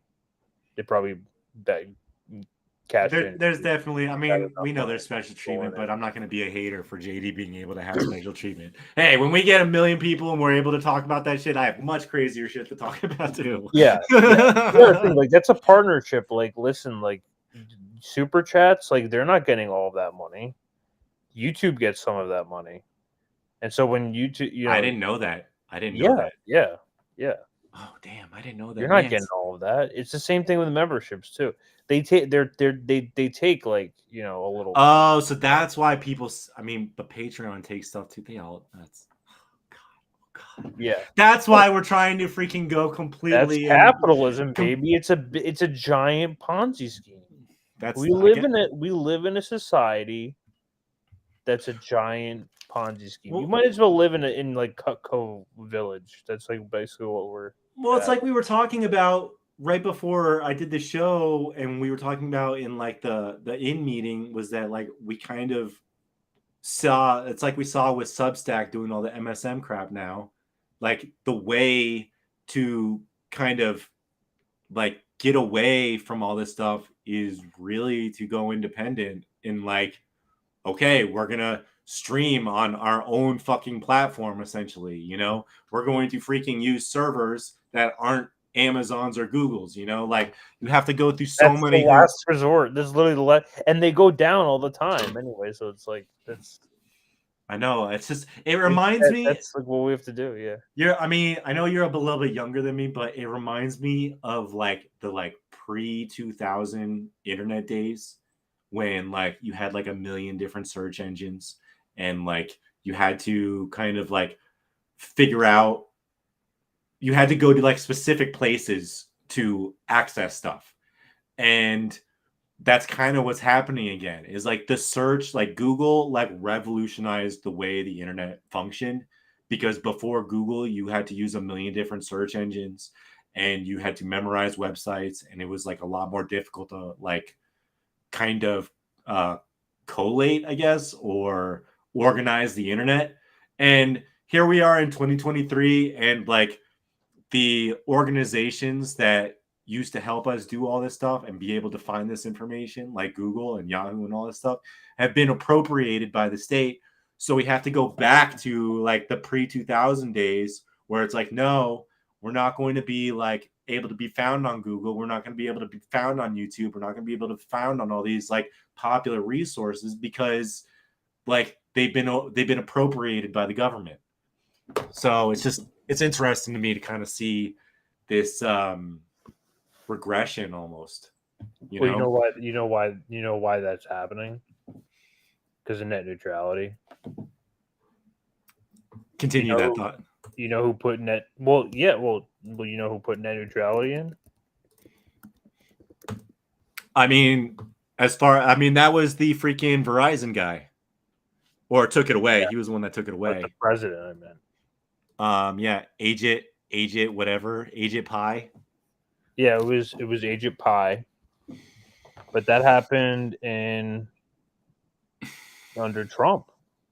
Yes, it did. But that's not. I mean, is that the only reason? Like, I feel like that can't only be. No, it's not the only reason. Like, I mean, that guy Agent Pie is like a slimy motherfucker, but that destroyed the internet. You'll see it coming. Like, it's gonna like you'll see like the decrippling of the internet over time. Well, it's like what we were doing. Like we were doing our 9/11 stream last week. Every single source that we used came from a freaking archive. Every single source was an archive. Yeah. And then even sources that were in the archive were memory hold. Like just because they could just jack up the price of the server. That's what I'm saying. Like that's why like now I see what you're saying. Yeah. So you think I get what you're saying now. So maybe it wasn't totally memory hold, but they're like, hey, we're just going to raise the prices on our infrastructure so it costs you too much to keep this stuff on your servers anymore. Yeah, like the way that net neutrality works is that like huge traffic, like I mean, it was obviously like a big cash out to like all the big corporations, but Silicon Valley like loved it because like giant websites that were getting a lot of traffic like Facebook and stuff are like they basically get like preferred treatment when it comes to exactly like, allocating server space and like not like it's the way it's the way that data moves and the amount of data that's required for all of that. Like they get you know what I mean. But so like yeah, like all the establishment, you know, staying in line, controlling the narrative. It's basically like destroyed. Yeah, I mean it's not like hard to get a website, like you know, obviously like now, but like I'm just saying like the way that it's like divided. Well, it's like I got into a conversation with a guy the other day. I was like, we really need a decentralized internet. Like we need a do-over. Yeah, no, it needs to be nationalized though. There needs to be like a public good. Yeah, exactly. It should be like no Amazon servers, no Google servers, no freaking anybody's servers. It's all just like, and I mean, we can get back into a conversation about like, you know, how good is it to have the state control the fucking internet, but you know, it definitely needs to be out of private hands, you know, because I mean, how much of the internet is run by fucking just straight up AWS, you know? Oh, it's like 3 companies. Yeah, your service you can't even get service like through another company if you live in a specific area. Like like most areas are just like all Comcast. All oh no, but I mean like the actual like web services like hosting. Like how many how it's mostly Amazon and Google, isn't it, for hosting? Well, I mean, there's GoDaddy, there's like Bluehost, there's like so it's like it's not like particularly hard, but it's like the speed of which like it like load times and stuff are going to be shittier compared to like Facebook, and that's what I mean. Like Facebook and like Instagram, Dude, and, I would see, YouTube, and sometimes Google. I just blame my Wi-Fi, and now I'm gonna be like fucking net neutrality. Yeah, no, part of it is net neutrality. Net neutrality really destroyed a lot of shit, but you know, I'm not gonna get into that rant. I'm gonna head to bed soon. Cool. Well, I think we'll wrap it up at that point then. I think this was again, appreciate all of you guys. You know, Greg, do we have anything on the works for Politically Homeless on Monday? Not yet. Right now. Okay, we're working on something. I kind of mentioned something to the viewers earlier, but we are working on something in the works, and hopefully we'll be able to expand on that. Greg, do you want to kind of maybe give what we got upcoming for inn over the next couple of days? I know Angel's on tomorrow at 12:30. But that's pretty much it. I mean, I'm not so sure about Missy, but you know the schedule's up there on Twitter. All right, then. You'll I know Indy and Himbo will be back on Sunday. Oh, yeah, Saturday. All right, that's awesome. Well, guys, I thank you again for coming on. Please don't forget to like, subscribe, and share. Really appreciate you guys staying tuned for tonight.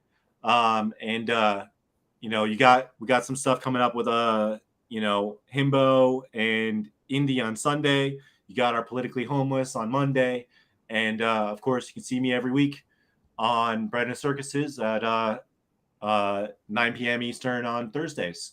So thank you so much for joining me, guys. You guys have a great rest of your night, and we'll see you soon. Peace out, everybody.